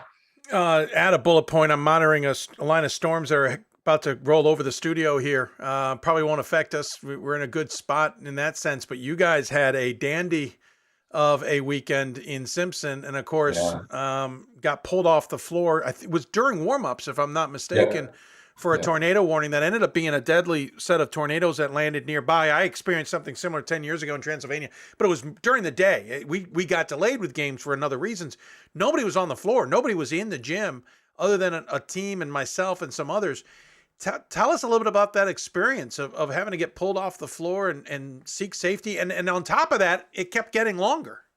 Yeah. Well, that was my fault for one. I wasn't super aware of, even when we drove to the gym, what was going on. We walked out of the bus, and it was low 60s degrees and a little humid, and like, man, it's nice out. It's, the first weekend of March, and it feels great. And then a little buzzer went off in the building while I was in the locker room with one of my assistants, and he's like, I'll go check what that was. And it was so short that I thought someone accidentally flipped the fire alarm or something. And then the kids came back in, we did our matchups, and we're ready to go out. We try to get out at 5, and they go out the door, and I hear somebody tell them, you got to go back in. And so they came back in, and then I don't remember if it was our rep or someone from Simpson came in and said, we've got this warning, but it's only supposed to go until 5:15. We were a 5 tip. So we're like, okay, well, you know, once we get out, 5 minutes is fine. We're ready to go. And then the rep came back in, it got moved to 5:45. So now I'm trying to do the math on how long can you sit before you need to stretch and do all those things. And then, you know, Brian and I met, I want to say about 10 to 6. Both kind of said at this point, we probably need 20 minutes. We don't want anyone to get hurt. Right. We also don't want the first quarter to be the warm up and have a game that's important. Have a game that's important decided because no one's loose and shot a ball in an hour and a half. So, so then they came back in and said, well, it's going to be another hour. And now we're trying to figure out, like, do we need to feed them?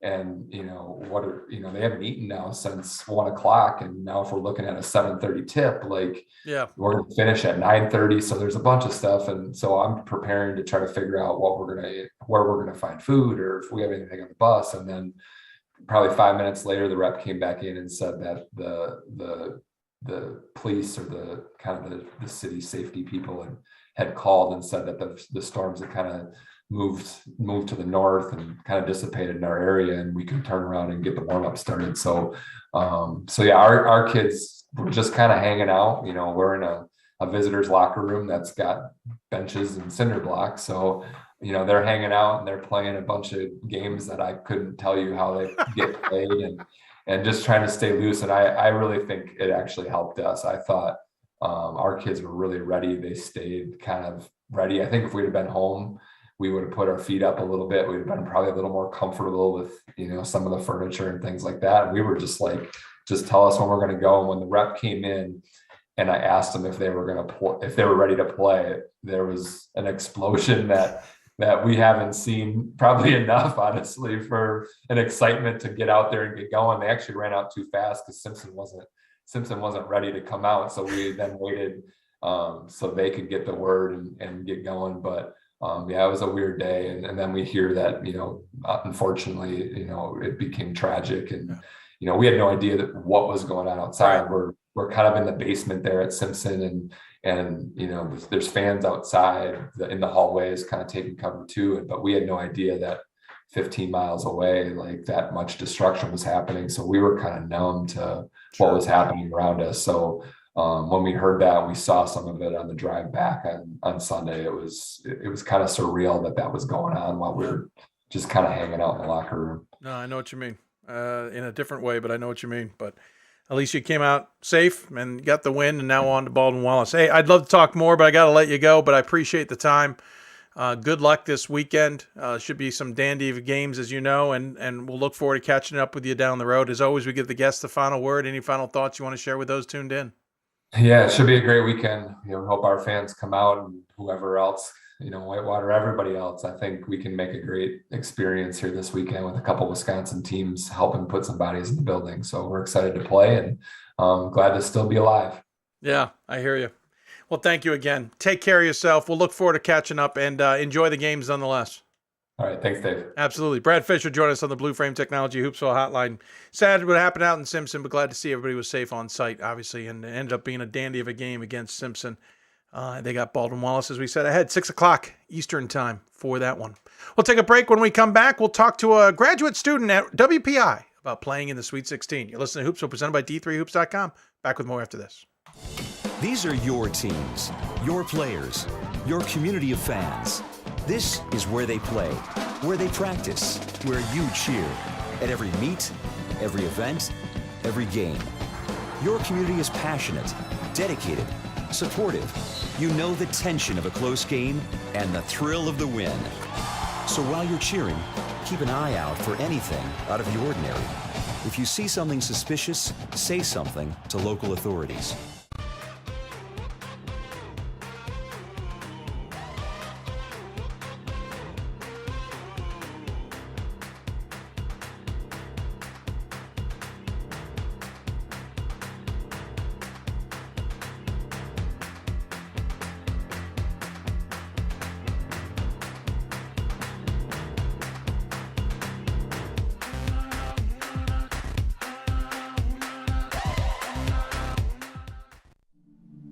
I used to never really talk, ever.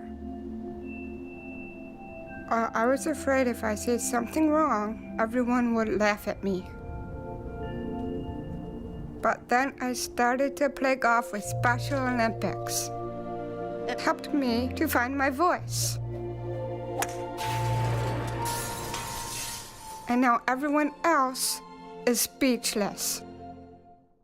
We've got more schools than Division I, more fans than Division II, and more upsets than March Madness.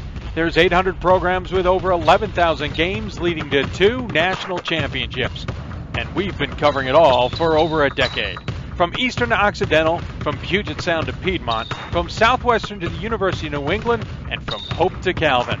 Nobody covers Division III basketball like we do. We're at d3hoops.com at www.d3hoops.com. I learned a lot of valuable lessons playing college football. I never thought about the health benefits of exercise until I actually started to talk to coaches in college. It's not only just for performance, it's for life. My coaches instilled the importance of well-being, not only building up strength, mental health, getting enough sleep, eating properly is all what it is to be healthy. I decided that I want to go on a personal trainer and share my knowledge that I obtained in college about physical and mental well-being. Welcome back to Hoopsville, everybody. As we continue to roll along, if you got questions for us, you know how to get a hold of it. It's all there in the corner of the screen. I know if you're on YouTube and streaming, our logo's kind of over that. We'll have to fix that at a later date. But you know the information. Go ahead and check it out and let us know. If you got questions, fire them away.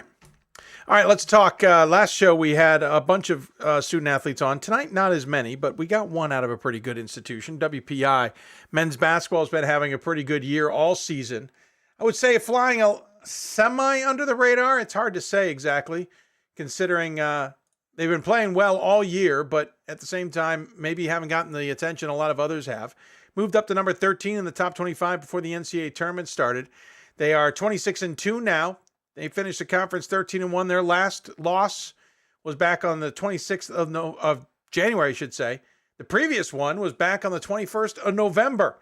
They got past Vassar and then Penn State Harrisburg, which was a little bit of revenge. In the second round, they got RPI, interesting enough, up ahead of them. Joining us on the Blue Frame Technology Hoopsville hotline to talk all about it is a graduate student from the WPI men's basketball team. It's Colin McNamara. Colin, thanks for taking the time. Really appreciate it. I hope you're well. Anytime. Yeah, I'm doing great. Thanks for having me. First and foremost, was the win over Penn State Harrisburg? Because if I remember correctly, that was the loss you guys had in 2020, right? Was that a little bit? I'm double checking. We actually lost to Yeshiva. Oh, you lost to Yeshiva. It was Hop. Yeah, yeah. Okay. I had the wrong team in the wrong place. But still, to get out of that weekend and be able to advance, you had to feel good about that. Yeah, of course. It was a great feeling. I mean, first and foremost, defending home court. That's one of our goals throughout the year. Be undefeated at home, and it's always an advantage when you have a huge student section there supporting you. You have the whole city on your back. So it was cool in that environment. And I was excited to get past the first weekend. Yeah, tell me a little bit about the environment there, because first off, there's a lot of schools in the Worcester area. So there's a lot to go around, as it were. But you guys always seem to get an enthusiastic crowd to your games. And you couldn't always experience that crowd this season. How important was it? Yeah, no, it's definitely a gratifying feeling. Me having that been my last home game ever at WPI. It was definitely the last 3 games or 4 games from the conference tournament into the NCAA tournament. It's unbelievable. We have a great supporting cast. All the student athletes, show support to our team as we do with the other teams in other seasons. So I think all the support's reciprocated, and throughout the student body is kind of student-wide support and a very loving community. Let's also talk about the fact that you're a graduate student, so you made the conscious effort to return to this program, to take that extra time, to be a postgraduate student. Obviously, COVID allowing you the extra time, but you had to make a conscious decision to play while doing a postgraduate, while doing all these other things, while spending more money, for lack of a better description. How hard was that decision, or how easy was that decision? Yeah, I mean, the decision was made shortly after I learned that we didn't have a season last year. Spoke with my coaching staff, Coach Bartley, Coach Robinson. And it took me a second to boil over. I mean, I graduated with a class of 7 seniors, or 6 or 7 seniors. So not knowing if any of them would stick around and what the team was going to be like, it took a second for me to really wrap my head around the whole situation. But as soon as I got a clear mind, I think it was an easy decision to come back, finish my last year eligibility. I definitely had some unfinished business, and I think I made the right decision. Yeah, it certainly is working out for you. You guys are having a magical season this year, playing really good basketball. What's been the secret this year? What's worked so well this season? Because I'll be honest, there's a lot of times I watch a WPI team and you guys are playing well early. You look like you're pretty good mid-season. Then you kind of get into conference play, stub the toe a few times, and we're all wondering, okay, how good are these engineers? You guys didn't have that this year. You were strong all the way through. What was so different about this campaign? I mean, we have a lot of hungry guys. I mean, we have 2 grad students, myself and Caleb Downing, who've been through it. We've been in 4 conference championship games. Ever since a freshman year. We have another senior who's also been in conference championship games every single year. So we've been through the worst, and right now we've been through the best. So we've seen it all. We have a lot of experience, and then we have some young, hungry guys that joined our team, last fall, and they got to spend a whole year just practicing and building chemistry. And I think our mesh with our experience and our youth and our energetic young guys, I think we blend well together, and it's shown this year. No, it certainly has shown this year, playing well. As you said, it was important. You guys got practices in last year. You didn't play, but you at least got some practices, and that certainly contributed. You were a second team all-conference. You had 2 teammates who were first team all-conference. Coach was coach of the year. Those other teammates are John Lothar and John Adams, not to be confused by the founding father. I don't believe he's come back in any way, shape, or form. How important is that trio? Because as you mentioned, you also have Downing at 9.1 points a game, who also contributes. But what about you guys at the top? How do you feed off of each other? What are your strengths that end up being so strong for this team? Yeah, I mean, I think one of our strengths is that we're a very balanced team. Obviously, John Lothar and Adams are our front court big men that we play off of. But, ever since I've been at school, we've always had a very balanced scoring. Some years I've had 4 or 5 guys in double figures. As you mentioned, Caleb Downing 9.8, nearly 10 points a game. So we have 4 guys averaging double figures. We feed off the energy of the big men and how they play. And, our guard core, which is severely underrated, plays well off them. And I think we just built a great chemistry over the year. And we're starting to peak in our chemistry at the right time. We're playing our best basketball. Well, it helps to be playing your best basketball at this time of year, obviously.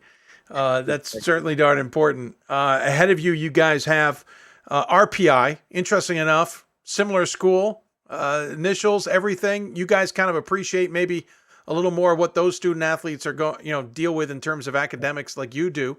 But have you started looking at video to see what kind of team they are yet? Yeah, I mean, we're obviously preparing for them. The game's Friday, so I'm sure they're looking at us too. We've been breaking down film and preparing accordingly. It'll be an exciting matchup. I mean, every team at this point in the Sweet 16 is a great basketball team, and as we're traveling down to Virginia, it'll be a fun road trip, and we'll see what happens when we get there. Yeah, heading all the way down to Randolph-Macon. That's where you'll be playing. Wave as you go by. You'll be actually, I might be on hand. We'll see. We're still working on those schedules. I don't want to jinx anything. Hey, got a little note. You scored your 1,000th point on Friday against Vassar. That had to make the NCAA tournament just a little bit more special for yourself. Yeah, no, it was a exciting little individual feat to reach. I mean, our program's not big on emphasizing and celebrating really individual accomplishments. Sure. More of a team-oriented type of program. But it's cool to reach that feat. It just shows all the work that's been put in my whole life. In basketball, it's kind of what it's been my first love. Now it's just cool to reach that feat and, tell my kids when I'm older I'm a 1,000-point scorer. It's kind of cool. See, it has a nice little ring to it. No, that sounds lovely. No, it absolutely does. Hey, I'm curious, what was your major when you were undergrad? Mechanical engineering. Oh, okay. What are you doing for graduate? So I'm also getting my master's in mechanical engineering. Oh, so you just doubled down on the fun. Yeah, I did. Doesn't get any better. You guys at WPI, and probably somewhere else too, but I know you guys end up having senior projects that you have to do. Obviously, yours is in the past as you're a graduate student now, but I'm kind of curious, what was yours? Because we always end up hearing some really cool ideas.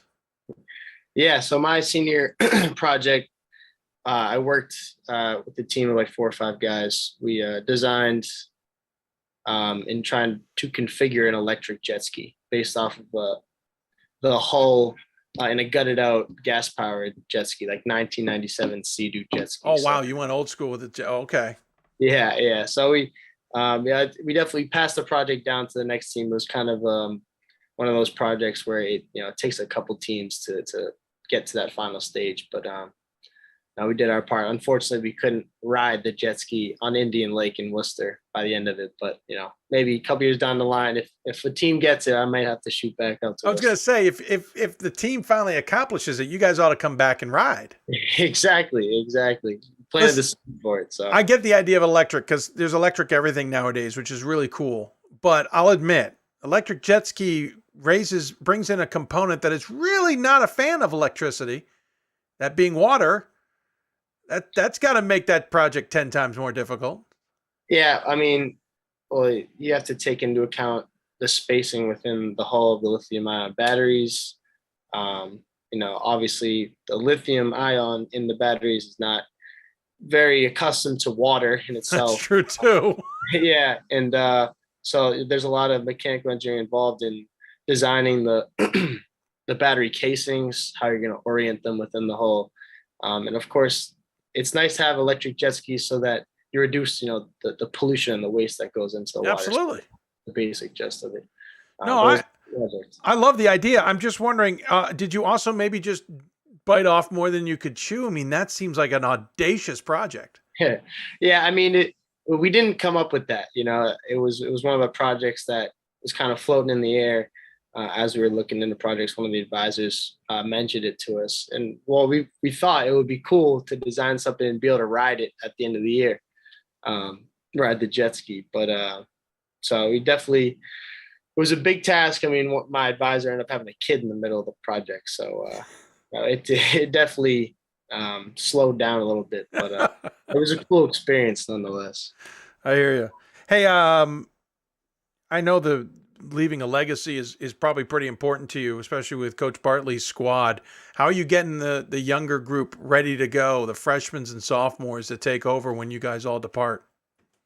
Yeah, I mean, I think it was just being a leader this whole year, especially with the freshmen this year, showing them from the first day I stepped onto campus how WPI operates, how the work ethic and what the grind's like, exactly how we get down every single day, the type of attitude you have to carry, just your lifestyle, what it needs to be like, to be effective and to leave your own legacy at WPI. So I think just in a way, just showing the way for the younger guys on and off the court, and how what's the right way to go about your day and be great, So, what are you expecting from this week? And is this if you get past who you have to get past here in the next round in RPI, you're either going to have Randolph-Macon on the other side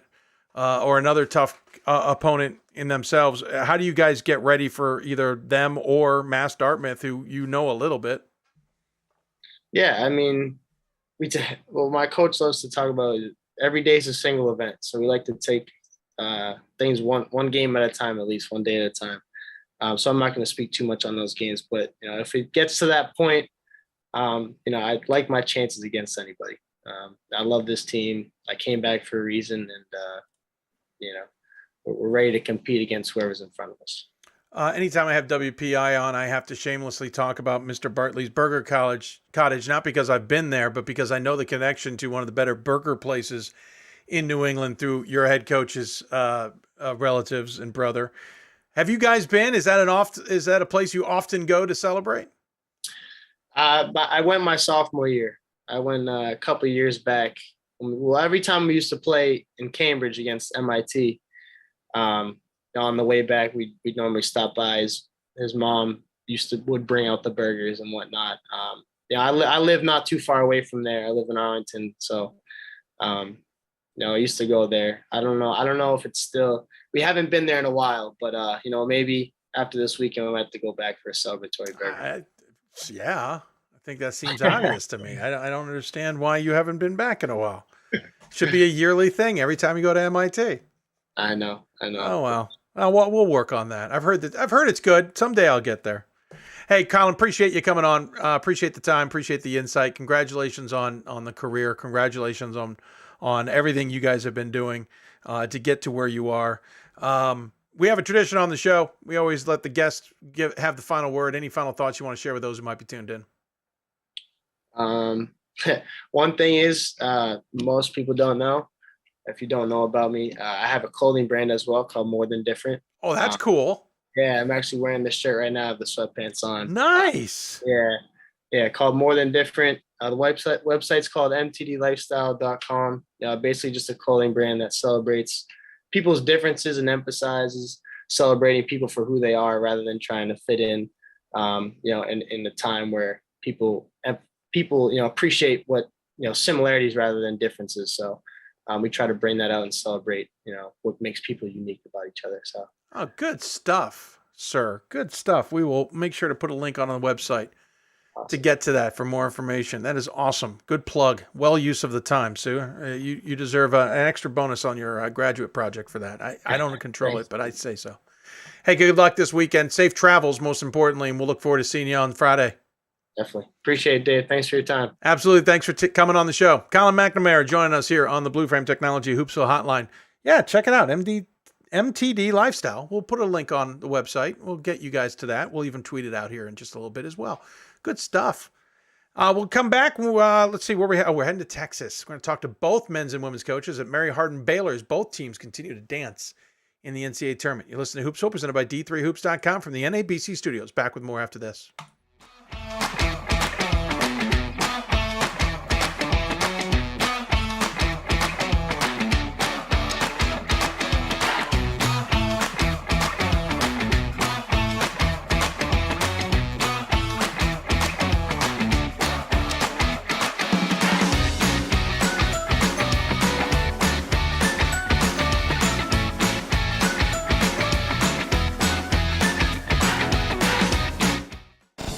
These are your teams, your players, your community of fans.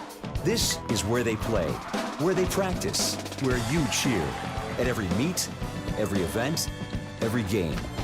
Your community is passionate, dedicated, supportive. You know the tension of a close game and the thrill of the win. So while you're cheering, keep an eye out for anything out of the ordinary. If you see something suspicious, say something to local authorities. It starts right when you hit the court. You imagine your finest moment. The game-winning shot that gets you to the dance. A monster dunk or no-look pass, and cutting down the net. Sports lets us dream of our own success and prepare us for our finest moments on and off the court.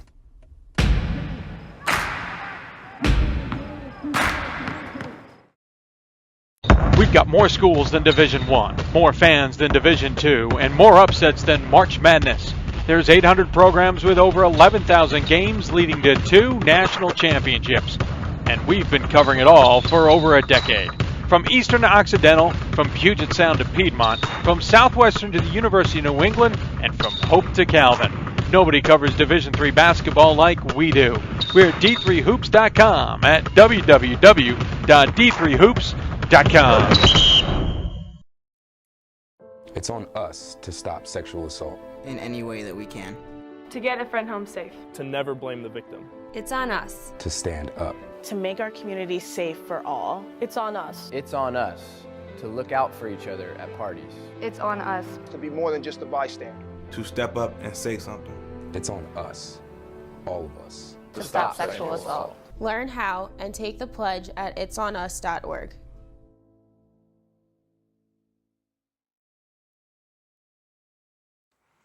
Welcome back to Hoopsville, everybody. If you got any questions for us, join us on Twitter at D3Hoopsville and hashtag Hoopsville. If you got any, let's see, you can email us, hoopsville at D3sports.com. I keep going back to the old one. Very strange. Of course, we're also on Facebook, facebook.com/Hoopsville, and YouTube, youtube.com/Hoopsville. People are asking about starting times for games. Go to D3hoops.com. We've got the bracket, starting times on the schedules, everything. Get you ready.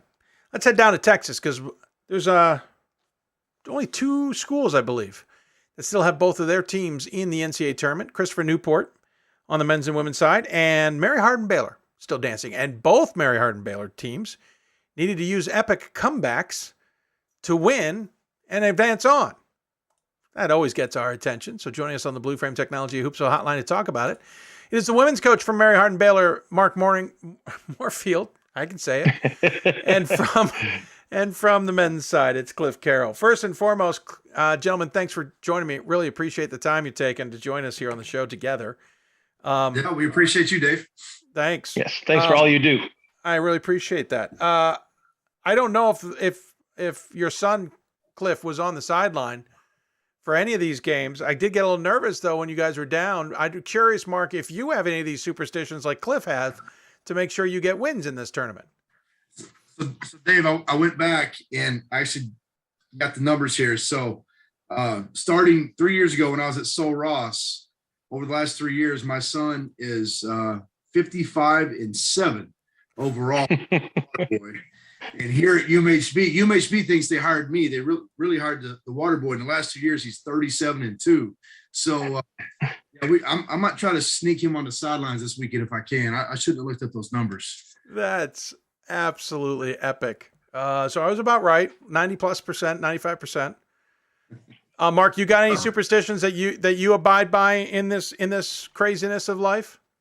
Well, I guess I have 2 sons, and they obviously don't have the record as Willie has. So my oldest started sitting on the bench a couple of games, and by the time the fourth quarter rolled around on some of these closer games this season, he had pulled the eject button and he was gone. So he's over by the water cooler having water, and it's too much for him to handle. So, and usually my youngest, our rule is if once you turn 10, you can sit on the bench for a couple of games. And my youngest is 8, and he's usually starting fights in the stands. So with the opponent. So I don't know if they're quite ready for that type of mentality. I got one who can't hang around and the other one who's starting chaos in the stands. So it might be best that they just stay. No, I love it. I think it works out. I think in some crazy, wild, wacky way, it works out.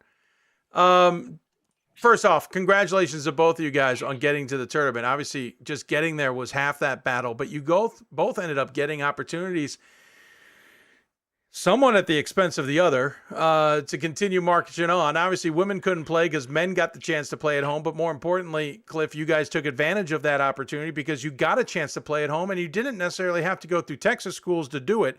I'll start with that, Clif. How important was it to be at home, and how important was it the bracket to be built in a way that you guys didn't necessarily have to beat up on fellow teams? Yeah, I mean, we only had 2 Texas teams get a chance to be in a tournament, and unfortunately, we played each other on Saturday. But, our crowds this weekend were unbelievable. And you go back to the conference tournament, we averaged over 1,500 fans for our last 5 games in the conference tournament and the NCAA tournament. So the atmosphere was absolutely electric. Our players fed off of it. The other teams were missing free throws that were a little bit uncharacteristic. And, that's all due to our fan support and our students coming out. So, we were very fortunate to be able to host the conference tournament in the first rounds. Unfortunately, Morefield had to go be road warriors because of it. But listen, he's got the toughest team in America, man. Those girls are tougher than a steak that he grills out there. He's got a tough team. They went up there and got some things done. Yeah, no, you point out you also got the advantage of being at home for the conference tournament. Mark, as a result, you absolutely got the short end of the stick, not once, but twice. But you had to be road warriors. How important has it been to at least know that you can win no matter where you go? Mark, did you hear me? Hey, Mark? Well, you heard us. Well, I think the great thing is Clif is right. Even my own sons, when I grill a steak on the grill, they say how bad I am at it. So Clif is right about that. I grill a horrible steak. But I think yes, can you hear me? Yeah, we're good. We're just a little delayed. Yes. Go ahead. There. How's that? Yeah, we're good. We can hear you. We got a weird delay. You guys hear me okay? Yeah, we're good, Mark. I've never seen a delay like this. Okay. There you go. No, what I was saying was Clif is absolutely right. My own fan. Good. Well, Clif is right. Yeah, I don't know what's going on here. The plan to try this duo is not working. The internet's not getting up to his house right now. Hey, says the guy from Soul Ross. All right, there we are. Mark back. All right, I think I'm okay now. So what I was saying was, Clif is absolutely right. My own family doesn't even want me to grill steaks. That's how bad they are. So, we try to take that mentality with our team. I think the biggest thing is obviously we would have, you go through the conference season 18-1, and that, Clif had a great team and they had a chance to host. So, that's how our conference is set up. Even years are the men's, and then the odd years are the women's. So, that we knew going in. And then obviously being, a priority year for the men's team and switching that with hosting and everything. So, I think we operate better on the road, to be honest. I think there's less, we can control the controllables a little bit more. The distractions are a little bit less. We know where they're at after we're done practicing and things of that nature. So, I think it's something that we kind of hang our hat on. We've been able to do that in the past. And I think too, what kind of made us tougher was a stretch when we had a little bit of a weather situation down here and had to play from in East Texas and go all the way to West Texas in 4 games in 7 days and covering the whole state. And so, we like it. I think it's a little bit easier when you're in one place too, as compared to being in conference where Wednesday, Thursday, you're somewhere, Friday, Saturday, you're somewhere else. So once you can get kind of comfortable and into a routine, but, at this point, I've come to learn in my time and being on the men's side and on the women's side, NCAA tournaments, it's the tougher team who's going to survive and the team that has good guard play. That's true. Certainly a balanced attack. I got to talk about the epic comebacks because I was watching the Webster game while I had another game. And was I another game? I don't remember where I was, to be honest. Somehow I was watching your game against Webster. And you needed a furious comeback to get past that one before then taking on East Texas Baptist. And it looked like Webster was going to kind of legitimize its season, its undefeated mark by taking you guys out there and basically 2 upsets at Rhodes. What was said late in that fourth quarter that kind of spurred the comeback and then held Webster off? I think the biggest thing is we got completely away from what we were doing against the press. And as you know, Dave, any team that presses a lot, you're always you have a chance. I mean, one time we're up by 8, the next minute we're down by 3. And so teams that press aggressively like Webster, and they're very well coached, they're always going to stay in the game. It's always going to be hard to kind of put them away, so to speak. In that closing minutes, the biggest thing that was really said was, we got to continue to play our style of basketball, but more importantly, we got to execute and have poise and composure against the press and do the things that we talked about against the press and execute against the press. And, we got away from that several different times in the flow of the game. And, we just had to have a reminder about that in those closing minutes. And then obviously we knew that, once we break the press, let's take the easies. If not, let's get ball movement. And then Bethany McLeod, a senior guard, who's been playing very well this year and has really become, one of the big leaders on our team, hits a nice ball reversal 3 to put us up. And we just have to kind of maintain from that point on. Certainly an impressive win. They obviously took on East Texas Baptist in the next game and got a big win against them to move on to the next round. We'll talk about what's next, but Cliff, I got to move to you. You guys needed a 19-1 run to secure the fact that you could keep on playing. Tell us about the weekend from your perspective. Yeah, I mean, we're feeling good against Chapman. We had a double-digit lead, and all of a sudden, with 4 minutes left, we were down 11, and had to get in the time in under 4 timeout and change what we're doing defensively and try to create some turnovers, and we did. And we hit some huge shots, and our senior, our only senior, Carson Hammond, nailed 2 big-time threes. One of them's from about 35 feet out, steal the game. So, but man, just our kids played tough, and they hung together and played well together there at the end. And then had to move on to Trinity, who plays a different style. They play the zone, but then they turn around and they just run it up your rear end every time they get a chance and play it with incredible pace. So we had 2 very challenging games, and we're able to stick together and get 2 wins. Yeah, big wins, obviously, for both programs. I'm kind of curious, and maybe this is a little bit of a selfish question, but how much, not selfish, but just because we cover football, it's selfish. How much is the national champion by the football program help spur you guys as a department and as other programs, or is it unrelated? No, I think definitely it helps. I mean, we sit here and you see these kids and we see these guys and we know it can be done. And we have examples of it right here in front of us that it can be done. And admittedly, Pete Fredenberg's a lot smarter than all of us. And he's a great coach, definitely a lot better looking than me. I'll tell you that. If I was good looking at 85 years old, at Pete Fredenberg is, we'll be lucky. But no, I'm Coach. I'm kidding, Coach Fredenberg, but we know it can be done. I mean, it's right here. There's a lot of success. They won a national championship. Mark right here next door has been to the Sweet 16 a couple of times. So success is all the way up and down our hallways here. We have a bunch of conference championships up and down the hallway. We get to see it every day. We get to interact with champions every day. So we know it's possible. We know it can be done. Mark, your perspective on that?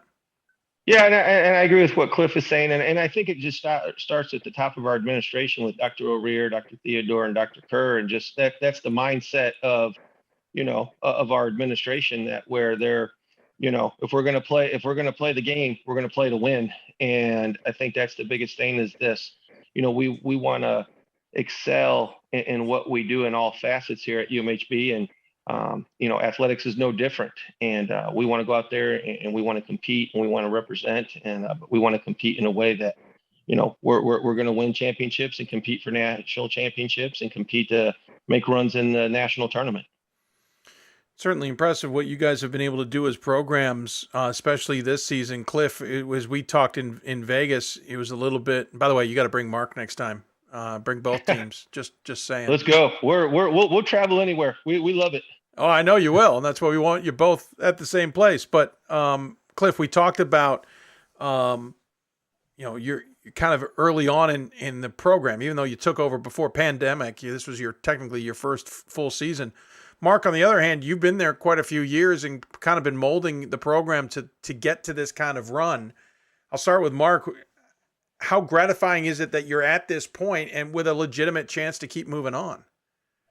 Yeah, I think it's something when I first took over 7 years ago, that was the goal. And I think it's just more or less coming from the previous head coaches I've worked for, whether it was at Valparaiso University with Coach Homer Drew or Baylor with Scott Drew. And I think that's just the thing is I've worked for 2 head coaches that were in rebuilding situations, and we wanted to build something that not only from a regional standpoint, but from, a standpoint of where we can compete on a national level. And, it's gratifying because obviously the more you win, the better recruits you get. But I think we have something that's very sellable as well too here, being so centrally located in Texas and a beautiful campus, great academics. But it's very much gratifying to the fact that, here we are, we're in our 3rd straight Sweet 16. Obviously last year there was nothing, and so forth. And, like you said, with a legitimate team and a legitimate chance to continue to advance. And that's what we've been building for. You kind of get there that first time and the bright lights and the big eyes, and then you get humbled real quick by veteran teams that have been there before. And then then COVID hits, and we felt like we had a veteran team with that team with Hannah Holt, Kendall Rollins, and Alicia Blackwell. And here we are again with a very talented team, albeit young, but still a very talented team that's kind of been through the fires this year. And, we're excited about it. But we also know by being in a couple of these that, hey, it's great, but we want to keep on advancing. We don't want to just make the Sweet 16 and then just say, hey, that's what we want to hang our hat on. We want to move to the Elite Eight. We want to be in Pittsburgh. And that's just kind of the mindset that we're in. But anytime you can advance in the NCAA tournament, as you know, Dave, you want to enjoy it because it's very hard to do. And sometimes you don't even get those opportunities to compete in the national tournament. And you don't want to take these moments for granted. Certainly agree with that.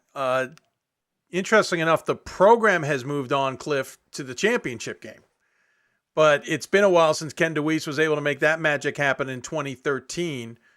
Do you guys feel like you're almost that you can't kind of go on that history? Nobody was there, including coaching staff, that this is all new for everybody?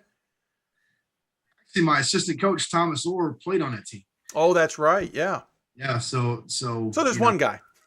We have one guy and he's been valuable. I mean, he's talked a lot to our guys about, going through this tournament and being a team that expects to be back at that level. So Thomas has been big for us, but I've told these guys, even though I don't have personal history here at Mary Hardin Baylor, but I've been on teams in junior college that won a national championship. We've been to Sweet 16 as a Texas Tech. So, we've kind of been through some of this, before, even though I'm not the head coach, but I've told all these guys when I'm recruiting them that, hey, we're going to compete for national championships. And that sounds crazy coming from, a guy with my background but the key is to find kids that are just as crazy as you, and that believe that and will buy into it. And these guys have. And we believe that we're as good as anybody in the country. We believe that we can make a run.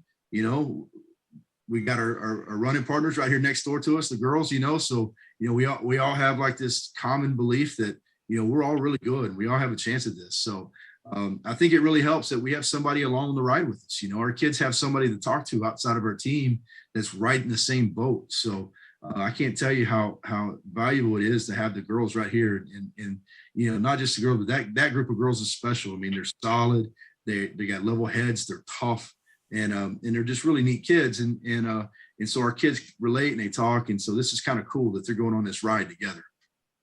Interesting enough, you'll both be taking on the host school. Not that matters all that much sometimes. Cliff, you guys are taking on Case Western Reserve, who is playing you better find a way to make sure we're still losing when the final horn blows, because they have come back in both games in the final minute of either regulation or overtime to win those games. Your initial first blush of the Spartans and what you expect from them. And they're tough. They're led by some grad transfers. They're older. They're playing with a very mature style of basketball. But what Case Western doesn't realize is that I'm a country boy, man. And, you go out hog hunting, you got to make sure those suckers are dead or they'll get you, Dave. So, you got to put more than one bullet in them. And so, taking it from a country perspective, we're going to go out there and we're going to fight all the way to the very end, But we've been that kind of team too. I mean, we've had to have these spectacular comebacks, several times. And so it'll be an interesting matchup. We've been a team that have blown leads. They're a team that comes back. Both very talented teams, both tough teams. I think Coach McGinnis may have the edge on me on the coaching part of it, but that's okay. My guys get to overcome that all the time. So we're going to have fun, man. We're going to go up there and we're going to play hard. And we're going to play our style of basketball, and hopefully, our guys get off the plane and bring their games with them. McGinnis will also be in a suit, but I'm not going to hold that against you because I like the polo look too. I've retired all my suits, Dave. Yeah, I don't blame you, sir. After putting one on for the bracket show, I don't blame you a bit. I'm going to need at least one thing changed before I get to Fort Wayne. Cliff, side note, I don't think I've ever had a show where we're talking hoops turn into hog hunting in my 19 years doing this. So thank you. It means something's new every day. I appreciate that.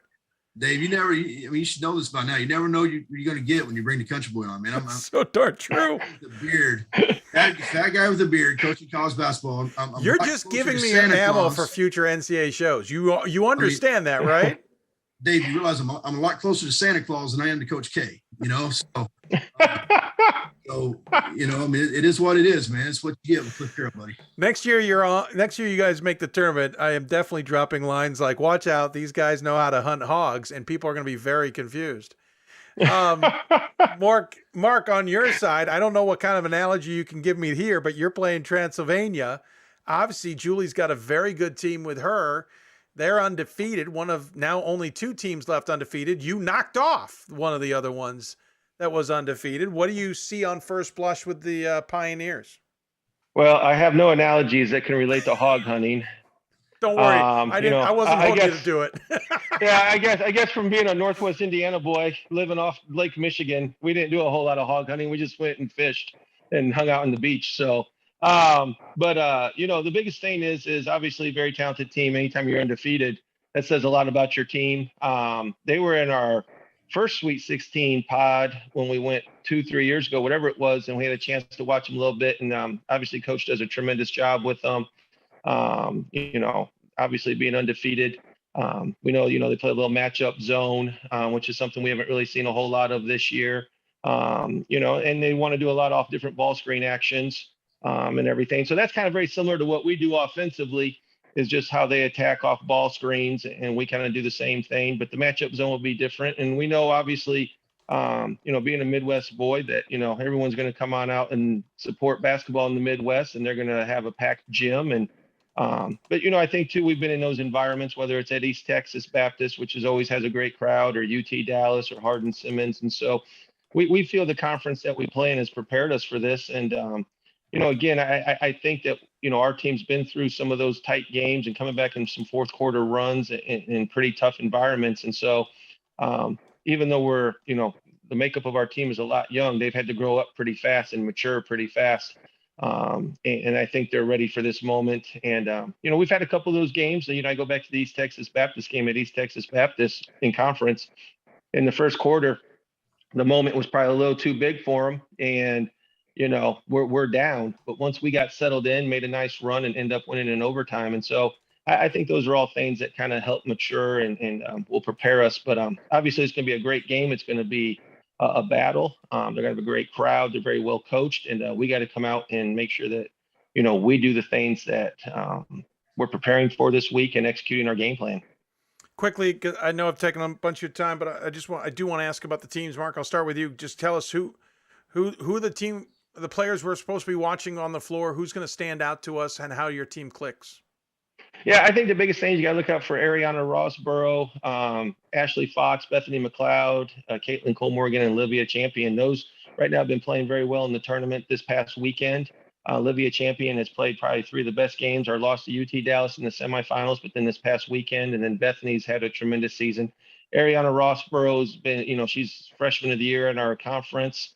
Caitlin Cole Morgan had a big weekend, and so forth, bouncing back from a rough go at the ASC tournament. And then Ashley Fox is a 6'1" forward who has the ability to go off for 15, 20 points when given the opportunity and stuff. And so I think those are the players that we got to look for or look at. And those are some of the names that will kind of be, thrown out there in the course of this weekend. And, I think if we can just stay and maintain and do what we're doing, I think we've had a renewed by winning this past weekend. Our girls are renewed. They're energized. They feel good. As you know, Dave, when you're going through the season, things can kind of get monotonous a little bit. And I think now that, we have a renewed focus, and, our practice today was high energy, and, they're feeling like right now there's no reason why they shouldn't be in Pittsburgh with any other team that's competing this weekend. Well said, Clif. We obviously know Josiah Johnson, and as you had mentioned, we've talked about not at 100% all season, but tell us a little bit about Josiah, Ty Prince, and the rest of the squad that we got to meet in Vegas, but maybe the rest of the nation is still getting to know. Yeah, I mean, Josiah, when we were out there in Vegas, was dealing with a fairly significant knee injury, and as the season's gone on, he's just gotten healthier and healthier, and I think he's feeling good. Certainly over the past couple of weeks, he's been special. At 33 against Trinity the other day. So, but obviously Ty Prince is a special talent. With his size and skill set, he's a tremendous matchup problem.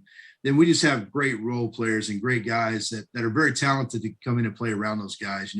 Kyle Wright is just an absolute monster defensively, and Carson Hammond has played the best basketball of his career over the last 2 weeks. So, those guys will be big for us. We'll be a deep team.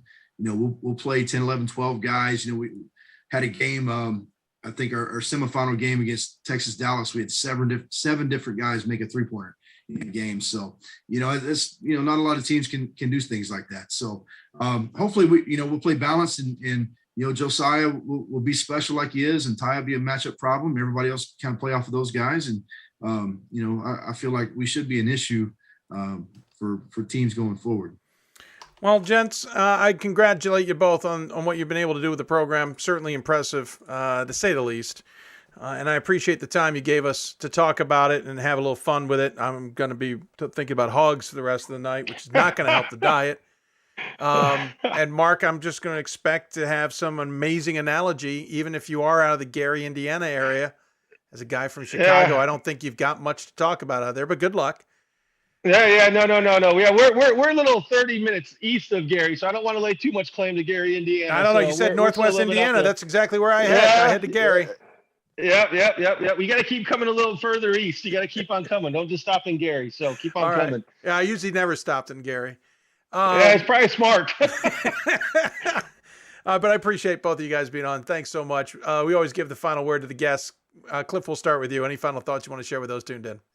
Yeah, so when I heard that the girls were playing Transylvania, we were out in Vegas with the men, and Coach Lane was a gentleman and a great guy.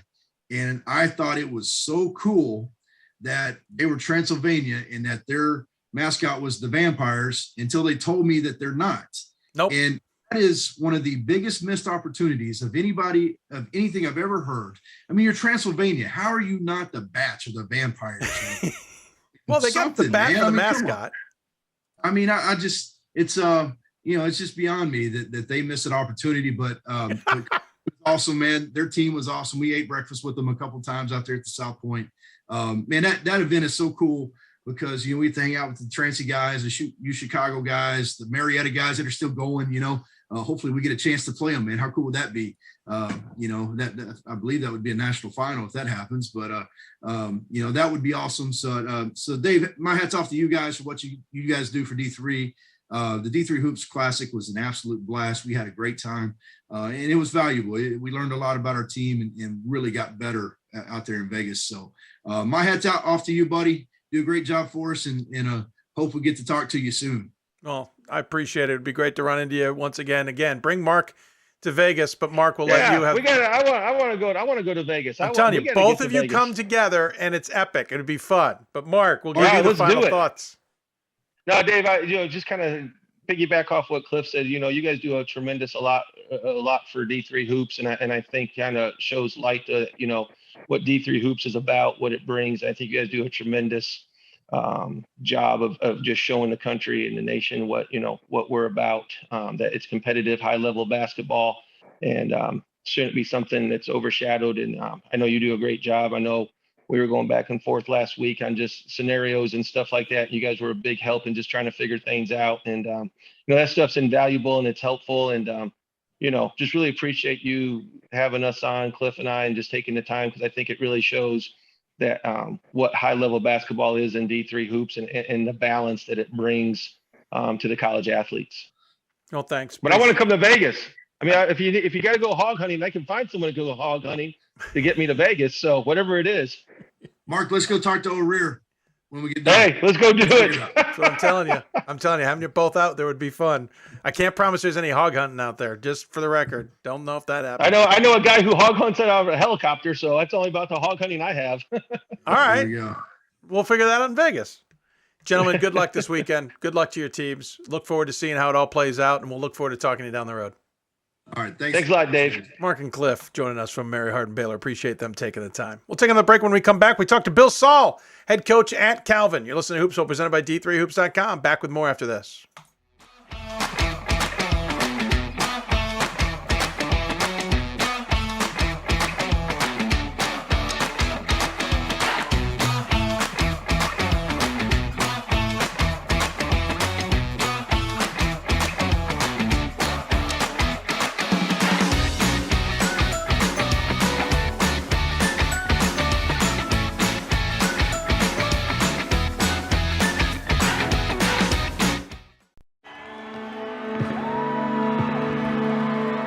Great moments are born from great opportunity. That's what you have here tonight. That's what you've earned here tonight. This is your time. Now go out there and take it.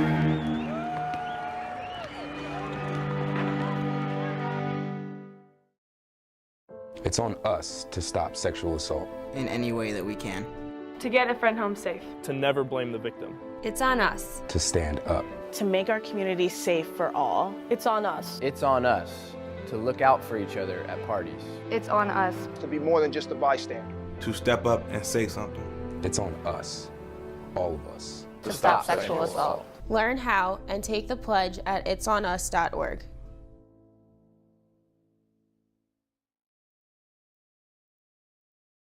There are over 480,000 college athletes. Only 2% would go pro. That means over 470,000 will not get a shoe contract. No autographs. No private jets. No fan clubs. No Hall of Fame inductions. Instead, they will walk away with something much more valuable.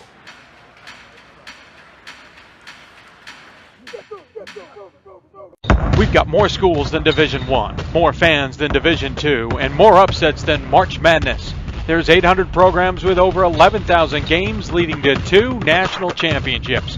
And we've been covering it all for over a decade. From Eastern to Occidental, from Puget Sound to Piedmont, from Southwestern to the University of New England, and from Hope to Calvin.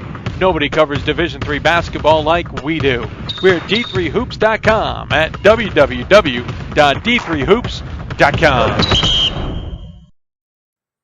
Welcome back to Hoopsville, everybody. We're running a little bit late, but we still have one more interview to go. We'll be with Calvin men's basketball coach Bill Saul. We'll get to that in just a moment. After that, we'll take a break, or actually probably just after that without taking a break. We'll just get it done with. Got a little bit of business, including talking about Hoopsville t-shirts. If you want a Hoopsville t-shirt, we got information on how you can get a Hoopsville t-shirt and with a twist. Got some ideas. Anyway, that's coming up. We also take care of some other business. If you got questions for us, tweet us at D3Hoopsville, hashtag Hoopsville. Email us, hoopsville at d3sports.com, et cetera, et cetera. Lots of other ways to get a hold of us, and we know you can do so. We appreciate you taking the time. Had some great conversations tonight. Really appreciate everybody's time. Calvin, listen, dancing in the tournament have been playing pretty well outside of some losses to Hope since the beginning of January. Bill Saul's team has been playing tremendous.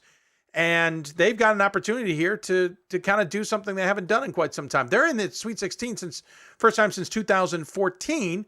And I chatted with Bill about it earlier today on the show. Earlier today to get it on the show. We talked to Bill about it because he and his family have got a crazy life on top of all of this. Now joining us on the Blue Frame Technology Hoopsville Hotline, it is the head coach of the Calvin Knights. It is Bill Saul. Coach, welcome to the show. Thanks for taking the time. Hey, my pleasure, for sure.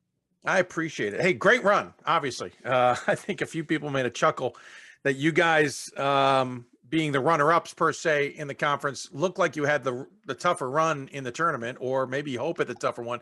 Really depends on which perspective it is, but you guys are still the ones carrying the flag in the MIAA. You got to be pretty thrilled with that. We are thrilled beyond belief. That tournament, and again, when you get to the tournament, every game's a tough one. But looking at the matchups that we had, we knew we were going to have to play great, and I was really proud of how our guys played the whole weekend. It's pretty impressive. I saw the celebration after the fact in the locker room. I think you knew what was coming, that you were not going to come out of that unscathed. But, I mean, those were huge wins on the first weekend against, especially the second game against really tough opponents. Did you guys kind of go in fresh? Did you look ahead to the second game, even though you weren't sure how about the first one would go? How was your approach to the weekend?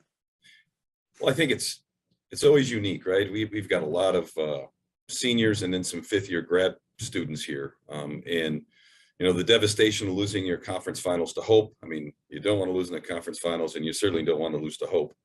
And then it was hilarious, all our guys are watching your 3-hour broadcast about if our, projected, are we going to get in or not?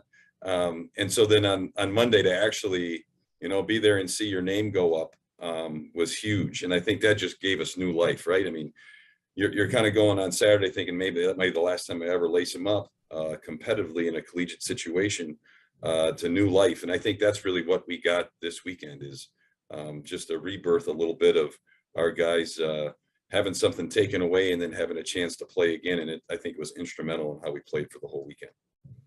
You guys are now in your 9th Sweet 16 as a program, first time since 2014. It's a significant step forward for a program that kind of took a little bit of a back step. Did you expect when you came in to have the success as quickly as you did? I don't think you can ever expect anything. I mean, you just have to go grind and work. And I think the great thing is here at Calvin, you know, that connection that we have to not only West Michigan, but across the country, we were really able to bring some great recruits in. You know, I think it's just one of those processes of every day trying to do what you can do to get better. And this team has bought into that. It has been such a joy and fun to coach these guys. You know, it's a veteran team, so you know, a lot of times they're coming in with a cup of coffee and you know, just kind of hanging out. But it's been enjoyable to coach, and I've really, you know, we've had a couple of times this season where you know some other teams without the maturity might have taken a step back, but we just came back the next day ready to go, and it's just been an amazing journey all the way through. Yeah, because the first half of the regular season was a little bit bumpy. You guys started 4-2, then you won 3 more straight, then you lost 2 right around the end of December. Actually lost 4 of, I think it was 6, end of January, including a loss to Hope. And admittedly, as you said, things can come unraveled at that point. What was the turning point after that Hope game in January? You know, I starting out 1-2. That's not the way you want to start out. I mean, trust me, those are a couple of sleepless nights. But you know, we got Trine at home on a Saturday, and we played just tremendous defensively. But it still came down to the last possession, and you know, based on a bounce play, they actually got a pretty good look. They missed it, and I think that just rejuvenated everything. And when you talk about in basketball, right, that if that shot goes in, who knows where we are. But I think we're able to build on that and really just put together a good run of basketball. And then I think in the tournament, the same type of thing in the conference tournament, man, we were able to really do some good things. And it's a team that's improved. I think we're just really finding our feet offensively right now. So it's been neat to see the progressions as guys really got comfortable. Because again, it's interesting. Right? We have 2 fifth-year guys in Luke Morrison and Alec and Fruin that never played with this group up until this year. So, you know, kind of that new life was great, but also figuring each other out took a little more time. Looking at the season, I think I noted this on the NCAA show. After that loss at the beginning of January to Albion, the only team you've lost to is Hope. And while that stings, it also shows you guys were able to figure things out in conference, most importantly.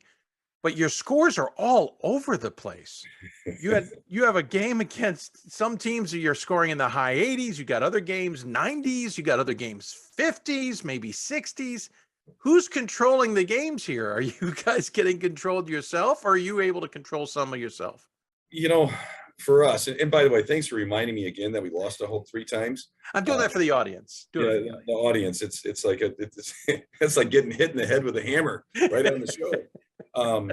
You know, I think for us, this is tough, but we don't have a post player, right? I mean, it's not we don't play a style or a game where we can say, hey, look, we're gonna dump it into this guy. You know, Derek DeVries from 2 years ago, where you know he's going to score, he's going to give you 26 there. So you know, we're a jump shooting team, and you know there are some good days where those shots go in and it's fantastic and everything's lovely, but some days they don't. And I think what we've been able to do, I think, over the course of this year is really get a lot of offensive-minded players to believe that, hey, defense is kind of important, and it's a really good idea if we can defend as a team well. And I think that was probably the thing down the course of the season that I'd say really the last 5 games I've been really happy with how we have defended. Interesting story. You talk offensively in Luke Morrison. By the way, poured in 37 points, including 13 straight at one point in the second half. In the game against Platteville, that's what, according to Jeff Phoebus, his 4th 30-point game of the season. Tell me a little bit about the nuance of him plus the rest of the team that clicks, because he's obviously not your only weapon. You've got other options, but he certainly is showing up at the right time. he is showing up at the right time in a big way. I felt really good because we got to Platteville, and when the practice on Thursday, he's like, man, this is a great shooter's gym. When you have a shooter that says that, you feel really, really good. Shooters are so superstitious. You can get some, they come into a gym and they miss the first shot and say, I can't shoot in this environment. But the thing for Luke, and I think that's what's just been interesting in his progression, even though he's a fifth-year kid, is he's always been a tremendous shooter. But now he's really been able to get downhill. He's getting to spots at about 15 feet. He took the ball to the rack hard a couple of times in that game. So his comfort level is huge. And I think that's the one thing is, we have on the floor at most times, we have 5 guys that all can shoot. They all can put the ball on the floor, and they're all really good passers. So I think that's the one great thing. You can't really help off of any of our guys because they're all very consistent with what they can do. And Szymanski had a huge game last time. Thad Szymanski, at 17 points. But we've got a lot of guys that on any given night can give you 15, 20 points. So that really helps. The interesting story about Morrison, if nobody realizes, is that he played for Calvin for a year. Then he transferred to Emory, played out his career there, had a couple NCAA tournament runs, including a heartbreaking end in 2020 before it all came to an end, and then transferred back to Calvin to play with you. And he's not the only one. You've got, as you hinted a little bit of grad transfers, you've got a litany of guys who've got a lot of experience who came to Calvin to try and put this together. Absolutely. And, Luke was a great story in that, he had at Emory for 2 years, and then, their COVID year, they just shut it all down. They didn't have a practice. They didn't have a game. And, he was really weighing his decision on, is this really how I want my career to end, or do I want another chance? Families from the Indiana area, now has a fiance that's from Grand Rapids, and really was excited about our MBA program here. And I think that's a big seller, right? We have 4 guys in the Masters of Business Administration program here. So he came, and then Alec Fruin from Northern Michigan University, my old stomping grounds, same type of thing, really was looking at getting an MBA. And I was like, hey, get your MBA, come play another year of basketball too. So it's been an interesting mix of all those guys, really kind of coming together, and then, having that senior and grad senior leadership, but then really seeing some sophomores really step up to the plate. It's just been really unique, but a lot of fun. Now, Szymanski's the only oddball, and I say that jokingly. He's getting his master's in public health, not the business side of things. He's the only one who didn't get the flyer. He's one of those wackies, he's a physical therapy guy. So, it's like, hey, do your thing, do what you got. Huge respect for PT guys. They're the only ones keeping my body together at this point. An interesting twist for you too is, listen, you obviously played at Calvin. This is your alma mater. So obviously bringing them back is big for you, getting them back into the tournament and having relevance again. But you've had experience in the NCAA tournament as well when you were coaching at D2. So for you, not to be a little tongue in cheek, but it's kind of par for the course. Make the NCAA tournament, have some success, et cetera. But what was it to get Calvin to this position, to bring your alma mater, the emotions with that, but also the logistics and the ability to get this team to click? Right. And I think that's a big thing is, like, and I know you talk to coaches all the time, just getting, and I think that's the one thing that's very unique when you talk about Division II and then Division III. Division II is a little small. I think we got about 270 schools. You're kind of divided into regions. So, you have a pretty good feeling if you have a good year, you're going to get in the tournament. Division III is, who knows, right? I'm watching your guys on that Sunday night, and I'm confused. I have no idea even what you're even talking about with all this. All the numbers and everything. I was like, what is going on? But just to make the round of 64 is an amazing achievement. It truly, truly is. And so, now me emotionally coming back and remembering what it felt like as a player, and then being here and now being the coach, it was emotional. When that name got announced, there was a few tears in the eyes, because it was pretty incredible. And, I've relayed this story to our guys a bunch of times. My senior year, we got to the Final Four. Yeah. And I played literally the worst game. I'm telling you, the worst game of my college career in the Final Four. I don't know what happened. Still don't know, 40 years later, 30 years later. So it was just great to see these guys embrace it and really just put both feet in do what we need to do to have success. No, and a big win over Platteville. And by the way, Calvin loves to beat Wisconsin schools in the NCAA tournament. Something about UW at the beginning of it gets you guys all riled up. I guess so. By the way, you didn't have to wait long. At least they got your name out of the way on the tournament selection show pretty quickly. Yes. Absolutely. I'm telling you, if we had to wait till the very, very end, I don't know if I could have taken that. So it was nice to see it up there quickly. Thank you. Yeah, we saw the emotion. We ran it on the Hoopsville show. You guys were clearly thrilled to be in the tournament. Hey, by the way, a little bit busy on your side of things. We should point out, while you've got the team in the second weekend, it's thrown a wrench into all the plans for the family. I'm just reading off the notes I've got here. Your daughter, a sophomore, Calvin, is running at the indoor track and field championships this coming weekend. She's third seed in the 800s, and other things. That's not the only thing she'll be doing. She'll be doing the medley. You've got triplets, by the way, bless you. 2 girls and a son. The 2 girls just won the state high school district tournament title, play for regionals actually tomorrow. On Tuesday, and Quentin will be in his first state district tournament on Monday night. How are you balancing all the family success here along with your own personal success? It's not easy. Let me tell you that. We had kind of a tug of war on Sunday as far as my wife and where she was going to go. And I finally said, hey, look, you made the commitment to Delaney first to go down to South Carolina. Plus it's way warmer than Cleveland. So she's going to go down to that tournament or to the track finals. We're all going to be able to hit Tuesday, which is awesome, and see the girls play West Catholic, which will be a really, really good game. And unfortunately, Quentin is going to be on his own a little bit, but we'll be cheering him on and watching it online. And he's hoping that he promised me if we do win on Friday, he's going to make the trip to Cleveland on Saturday so we can have the triplets there, at least with me, for the final. That'd be cool. Yeah, we should point out we're talking to you midday because you're busy with everything else going on, with those state tournaments going on. You obviously have to be somewhere to try and watch all of that. So nothing like a challenge. Back to business at hand. You do have to get past Elmhurst. You might know a thing or two about Elmhurst. You guys played earlier this year. They nipped you by nearly 20. I'm sorry, you guys nipped them by nearly 20. I got the scores backwards in my head. But I have a feeling we throw that a little bit of that out the window, right? Well, we throw that completely out the window. That was, I thought we played well. In the same breath, you're coming on a Wednesday from Elmhurst. We all know how that travel stuff goes. And you just look at that team, how balanced they are, how good their guard play is. And then, the wins, right? I mean, I think we all can safely say, there were some conversations early on, is the WEAC or the CCIW, and we're just going to go on who won, right? I mean, that's the best conference in the country. They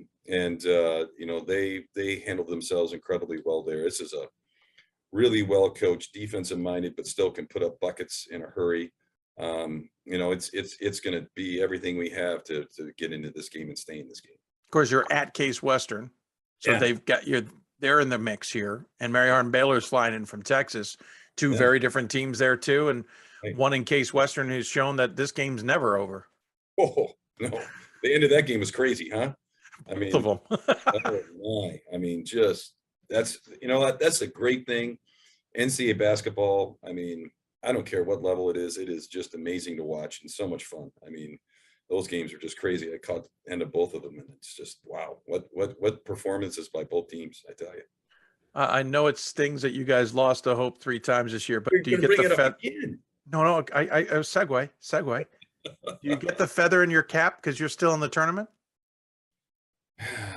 So somebody asked me that. Not really. Quite honest. I know. I had a feeling actually. But trust me, we are so happy to be where we're at. But yeah, that sting, trust me, that's going to be with you for the summer. I have a feeling it might build you guys the next season. Just got a feeling on that. Hey, sir, appreciate the time. I don't want to keep you. I know you're busy, obviously, not only with the team, but with family stuff. But we appreciate it. We always give the tradition on the show, give the guests the final word. Any final thoughts you want to share with those who might be tuned in?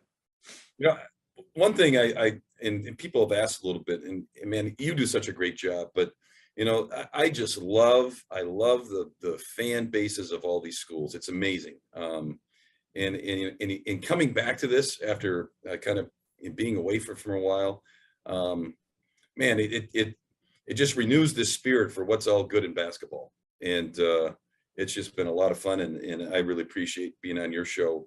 But it's been a great experience for me, not only being back here at Calvin, but being really a part of D3 basketball again. It's the best.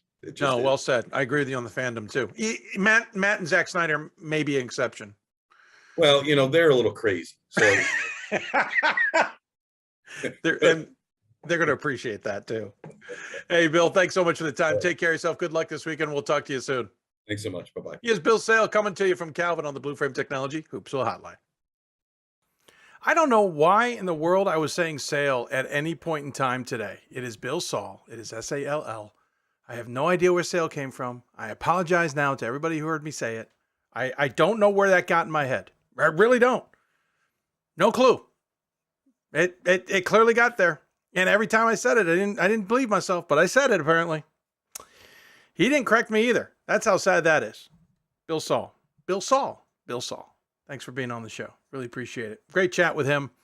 Congrats to the Knights on where they are. Quickly, let's talk about the tournament and some of the quirks. So I teased this at the beginning. Should have talked about it more at the beginning, but we didn't. Hosting decisions. Let's start on the men's side. Upper left-hand corner went to Case Western Reserve. There was talk about why it didn't go to Elmhurst. From what we were told, they couldn't host or didn't host or didn't want to host, or we're not sure what. I mean, I've heard some things off the record and behind the scenes that I'm not reporting, but it didn't work out. But that is what it is. I saw Bob Quillman at one point say, hey, you got to put your paperwork in. He's right. That dates way back, and we'll talk about that in a little bit on some other ones. Got to put your paperwork in. But I'm not sure if that was the whole picture at Elmhurst. I'm not really sure. I got the sense that maybe they knew they weren't going to host or they couldn't host or whatever, but they're not hosting because they didn't put in to host. And the other one that could have hosted in that group, obviously Mary Hardin-Baylor could not. The other one that could have hosted in that group was Calvin. We did not talk to Bill about why not, but they aren't hosting. Now, I don't know. I could check into it, but maybe they're using that building for something else this weekend too. But that's the deal. Here's the thing. Case Western's probably not hosting that, right? Well, maybe they are over Calvin. I'd have to go back and check the last regional rankings to know that answer for sure. I'm doing that as I quickly talk to you since we're back live. That segment was taped. And by the way, yes, Zach, had some fun with you guys. Shots fired. But coach is actually the one that fired right back, as you clearly saw. That was good stuff, I'll admit. But again, the final regional rankings, let's just take a quick look at Region 7. Well, Case Western was ahead of Calvin. So Case Western's hosting ahead of them, but Elmhurst would have probably hosted instead of Case Western. So again, there's that deal. Lower left-hand corner, the host is, who is it again? Sorry, I'm looking at a black bracket. Oh, I shouldn't have to. It's right here. Illinois Wesleyan. That seemed pretty obvious, I think, for the most part. Illinois Wesleyan seemed to be the strongest resume there. And obviously, they aren't sending everybody to Williams. So makes the most sense. Of course, 2 CCIWs there in Illinois Wesleyan and Wheaton facing off. We'll talk more about that on Thursday. Up in Marietta, it's obvious Marietta's hosting. They're the top seed remaining in that bracket. The two top seeds are on the right side, have survived. The two left ones did not. So Marietta's obviously hosting there. No surprise there. And Randolph-Macon's obviously hosting, so no surprise there. On the women's side, we'll start with the lower right because I'm going to work my way back to the other one. Transylvania seemed like an obvious choice there. Springfield had to fly. Mary Hardin-Baylor had to fly no matter what. I think Ithaca, that's a great question, is if Ithaca had to fly if they had gotten out of there. Because I do think there's some interesting questions regarding what the women did in terms of bracketing. We had some issues early on with maybe the lack of diversity in terms of what they did for the opening weekends, but they have 6 flights. And yeah, Ithaca would have had to fly as well. So how this would have broken down, I'm not sure. I'm not sure if had Ithaca won, if other decisions get made or not. but that goes to Transylvania. The upper right goes to Hope. NYU and Scranton have to fly. I looked at them like, well, maybe they can get Milliken to Scranton, and then maybe this is at Scranton, but Milliken to Scranton was a flight too. So the only option, they go with the top seed, they go to Hope. There's 2 flights there. That's now 4 flights. You go to the lower left-hand corner being hosted by Whitewater. That would have been hosted by Baldwin Wallace, and there would have been no flights, none at all, had Baldwin Wallace put into host. From what I'm told, they did not. From what I've heard, they did make an inquiry at the last minute, but the NCAA has a rule. Division III has a rule. You got to put your paperwork in. If your paperwork's not in, you're not getting rewarded with a host. And the exception to that is if they have a pod for 4 teams and no one put into host, then they would request somebody to see who it is, and they would go through the criteria if multiple people put it in. So, interestingly enough, 2 extra flights here, right? Or 1 extra flight. Sorry, 1 extra flight for Smith to get to Whitewater because Baldwin Wallace is hosting. But Smith could have gotten to, I believe, I did this mileage. I might have said all of that and I'm wrong. I did this mileage on Sunday night while I wasn't, or on Saturday night while I was a little bit asleep. I wasn't really on top of my game. Yeah, 579 miles. So that would have been a bracket with no flights whatsoever. Then the upper left-hand corner, this is where the overall number 1 seed, according to the committee, Christopher Newport, resides. And remember, they did not host the opening weekend because the men were hosting. This is getting sent to Amherst because Tufts is 619 miles from Christopher Newport. And this begs the question of something that maybe we should have seen before and raised questions about sooner, though it wouldn't have changed anything. Is this the best option? Now, one suggestion somebody threw out there was Tufts and Scranton should have been swapped. Okay, considering that you're sending a flight anyway, that makes sense, because Scranton heading with NYU to Hope, you don't change the flights there, but by putting Scranton in this upper left-hand side, that's Scranton pod. So the games of Scranton, New Jersey City, New Paltz, and Babson, you then set up a scenario that Christopher Newport could have hosted. That said, had Babson come out of that and upset Tufts, no, we're back to square one. I'm sorry. If Babson had upset Scranton, I apologize, I misspoke there. If Scranton had upset Babson, we're back to the same scenario we're dealing with now. The only difference is Babson wasn't considered a high seed, thus why they were on the road at Scranton playing a game against New Paltz in the first round. Tufts was a home team. You're considering them a higher seed, essentially the 3 seed of the top 4 in that group. Amherst, Tufts, Hardin-Simmons, Christopher Newport. Even though Hopkins hosted, it was Christopher Newport. So maybe Tufts shouldn't have been in this group. My point being, if you're going to have an overall number 1 seed and you also know they're not going to host at home, maybe you should make sure you put a bracket together that at least on chalk, meaning the top teams win, chalk says that they can host the next weekend. I think there's a valid argument here that maybe the women's committee missed this. That said, there are 6 flights in this tournament, or in this weekend. Some of them due to upsets, but not all. The fact that the Smith bracket was lined up with the Whitewater bracket or the DePaul bracket or the Illinois Wesley bracket, however you want to look at that. The fact that NYU and Scranton were lined up with Hope and Milliken is fascinating. That the women were able to get in the second weekend possibilities of multiple flights. They didn't get a lot in the first weekend. The men got more flights in the first weekend than I think they ended up in the second. So the question becomes multifaceted here.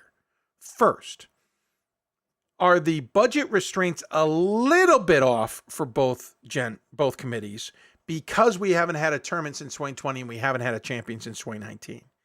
I say a little bit off because I do know on the women's side they lobbied hard that despite Tufts' travel, they go to Christopher Newport anyway, which would have added a 7th flight. And my theory was that Baldwin Wallace not hosting and forcing an extra flight there may have been the tipping point to say, no, we're not giving the extra flight for Christopher Newport. I am told that that isn't the case, that if they were hosting at Baldwin Wallace, then that 5 flights would have been the number, that they wouldn't have added a 6th to make Christopher Newport work. So I don't know, but I'm just saying, cosmetically, appearance-wise, whatever you want to say, 6 flights and adding a 7th looks bad.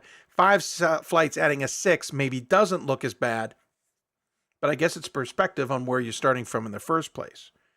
So does the women's so first off, it looks like the restraints are off a little bit because the fact that some of these chalk matchups, which are forced flights anyway, were allowed for the second weekend in women's basketball is pretty interesting, considering the fact that we've seen these types of attempts before, at least I know of attempts like these before, be shut down by the liaison or others, whoever's in charge of doing that, to say, no, you can't have that many flights in the second half. Even non-chalk options, you've got potential of upset, and that could add a flight, and we're going to tell you, no, redo your bracket. So the women have a lot of crossover in the second weekend where the men don't have as much. They use their, for lack of a better description, they use their money bags in the first weekend. And I don't know enough of what's going on behind the scenes without having some more conversations to know all the nuances. But back to the point, I feel like maybe they should have made sure the bracket Christopher Newport was in, at least chalk, allowed Christopher Newport to host. And including Tufts in that at 619 miles was maybe questionable. Now, if this was the old days and it was 519 miles, maybe you can con them into a flight. I don't know. But 619 miles, there's no conversation there. They're not going to do it. We're already at 600 miles. You could, I don't know. I don't know if Tufts is technically closer than by those 19 miles than Tufts. Smith, that is. Let's see. Now I'm just kind of I'm trying to find some options here for Christopher Newport. Yeah, Smith could have gotten there easily. They're 556 miles. So, maybe you flop the Smith bracket, but then that said, they have Smith as the top dog in that part of the corner, They're basically the number 2 seed, or they're one of the other number. I guess Simpson was the other number 1. So maybe that's not fair to swap them with Tufts. I don't know for sure. Scranton is certainly a choice that was given to me. That's not a bad one. Really, it could have been a whole host of options, to be honest. Maybe it's the Ithaca one, because Springfield can certainly get to Christopher Newport. So I do feel like maybe the women's committee missed on that, and to protect Christopher Newport from not hosting or to host. Instead, they had to Amherst, because Amherst is inside the 600 miles. Trinity was flying anyway, and that's how we get to where we are.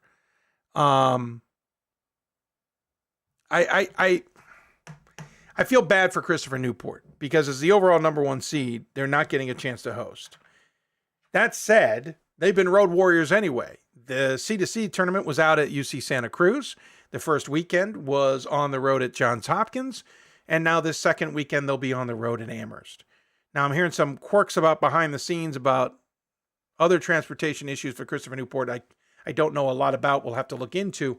But Christopher Newport's going through the ringer, and hopefully they can get through this. No matter where they were playing, Trinity, Texas is going to be a beast of a game. And then Tufts Amherst on the other side is a beast, because at this point in the women's side, we are into nothing but challenging games. But I am interested on the women's side. We'll have to dive into it more. How that, for lack of a better description, got bungled. Because it feels like Christopher Newport should have been protected a little bit more. But again, look at the men's side of things in terms of geography. You look at this weekend, it's Case Western Reserve versus Mary Hardin Baylor, terrific. But then you got Calvin versus Elmhurst, somewhat close to each other. Wabash versus Williams, that one's a little bit more unique. Illinois Wesleyan Wheaton, it's 2 conference teams. RPI, WPI, they're somewhat, regionally close together. Randolph, Macon, Mass Dartmouth, that's a little bit of a crossover. Stockton, Christopher Newport, they're somewhat not that far from each other. Heck, they're NJAC football. Well, Stockton doesn't have football, so never mind. And Marietta versus Oswego. This has been down this road. So the men isn't as diverse this weekend, whereas the women's is a lot more diverse. It's an interesting scenario, and I'd be curious on how that all played out. But really, again, we'll try and cross that bridge on the women's side in terms of the bracketing and what those decisions were, and compare notes on what the men's decisions were. Did the men have other ideas that got snuffed out because of logistics and travel and budget and all that? And is it true that maybe the men's and women's basketball committees got a little bit more leeway? And side note, ice hockey came out today. They got 2 conference mates facing off in the first round on the men's side. I was under the impression the rule still existed that conference teams were not to play in the first round. I don't have connections on the ice hockey as much as every other sport, but I'm certainly want to look into that one because we were under the impression that that rule was still in place. So other committees make mistakes too. And I'm not saying this was a mistake. I'm just saying it might have been overlooked. And I feel bad for Christopher Newport, but they'll get it done, I suspect. They're obviously going to have a chip on their shoulders regarding all of this, and we'll see how it all plays out. Quickly, some people already noticed. Matt's saying trying to cancel my t-shirt order now after a little fun we had with Matt and Zach Snyder.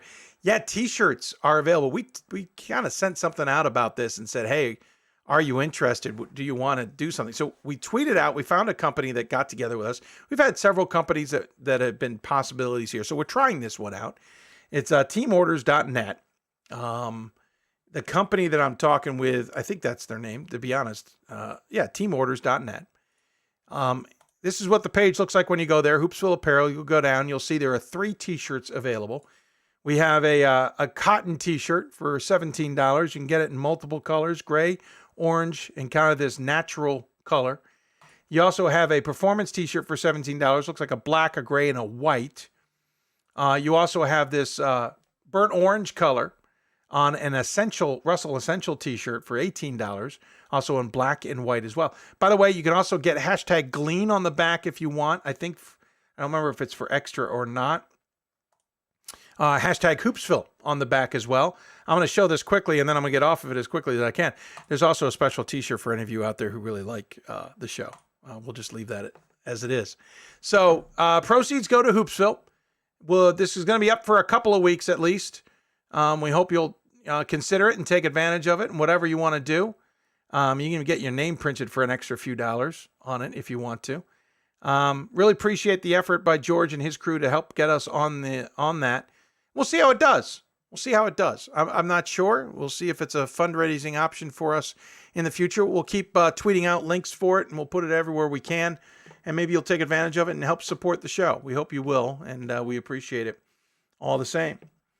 With that, we're going to wrap up the show. I don't think there was anything else we needed to tackle. I'll double check the email, make sure there wasn't something we missed on email. There is not. We'll be back on the air Thursday, 7 o'clock Eastern time. We'll talk to more teams who are in the tournament and playing this coming weekend. Just so you know, right now I'm looking at going to Randolph-Macon on Friday. Not sure I'm going to be able to get anywhere on Saturday as I have other responsibilities. I'm looking to either changing or just doing. I think I may have something with the family, so I may not be able to go anywhere on Saturday. But if I am somewhere on Saturday, I'll either be at Randolph-Macon or maybe somewhere else. But otherwise, definitely going to look at getting to Randolph-Macon on Friday night for those games. Of course, go to d3hoops.com for all of our coverage regarding the NCAA tournament. You can find the updated brackets. You'll find schedule pages along with schedule times. You'll also find plenty of stories we're working on for this week as well. And again, Thursday we'll be on the air with Hoopsville, 7 o'clock Eastern time. Jostin trophies finalists will be coming soon. We'll also hear about all-star game rosters and all of that jazz. That's all in the works. We'll have more information on that as time moves along. I want to thank all of our guests, Lynn Hersey from Smith, John Baines from Elmhurst, Brad Fischer at Wisconsin Oshkosh, Colin McNamara at WPI, Clif Carroll and Mark Morefield from Mary Hardin Baylor, and Bill Saul from Calvin. I want to thank all their SIDs for their help as well. Sierra at Smith, Kevin Judy at the very last minute help at Elmhurst. I really appreciate his efforts. Kenan at UW Oshkosh. I want to thank Rusty Egan and his staff at WPI. Of course, Sarah and her crew at Mary Hardin Baylor. And a big shout out and thanks to Jeff Phoebus at Calvin for his assistance as well.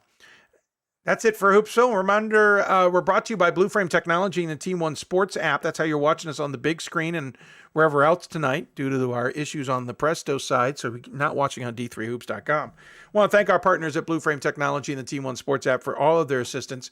They have been more than helpful for us over the years, and it means a lot to us. You can stream the games on your big screen or your games. You can also stream Hoopsville via Apple TV, Roku, Android TV, and Amazon Fire TV. Big thank you to them. Of course, also big thank you to the NABC and its thousands of coaches who support us, especially in Division III, the National Association of Basketball Coaches. To learn more about them, head to ncabc.org. Of course, Blue Frame is blueframetech.com. So want to thank everybody for tuning in. Yeah, check those T-shirts out, by the way, and maybe buy a few. Let us know how it all works, too. See if maybe it's successful. Right now, looks like we got the deadline of Sunday, March 27th. So a week after the tournament is when we will bring this to a close. So March 27th is what we're looking at for a deadline on that to buy your T-shirts. By the way, just in a note, you'll get your T-shirts then after that deadline. So they'll process the order at the end. So you're not going to get your T-shirts until April. Just a heads up. But it's something to wear during the spring and summer. And we appreciate your support.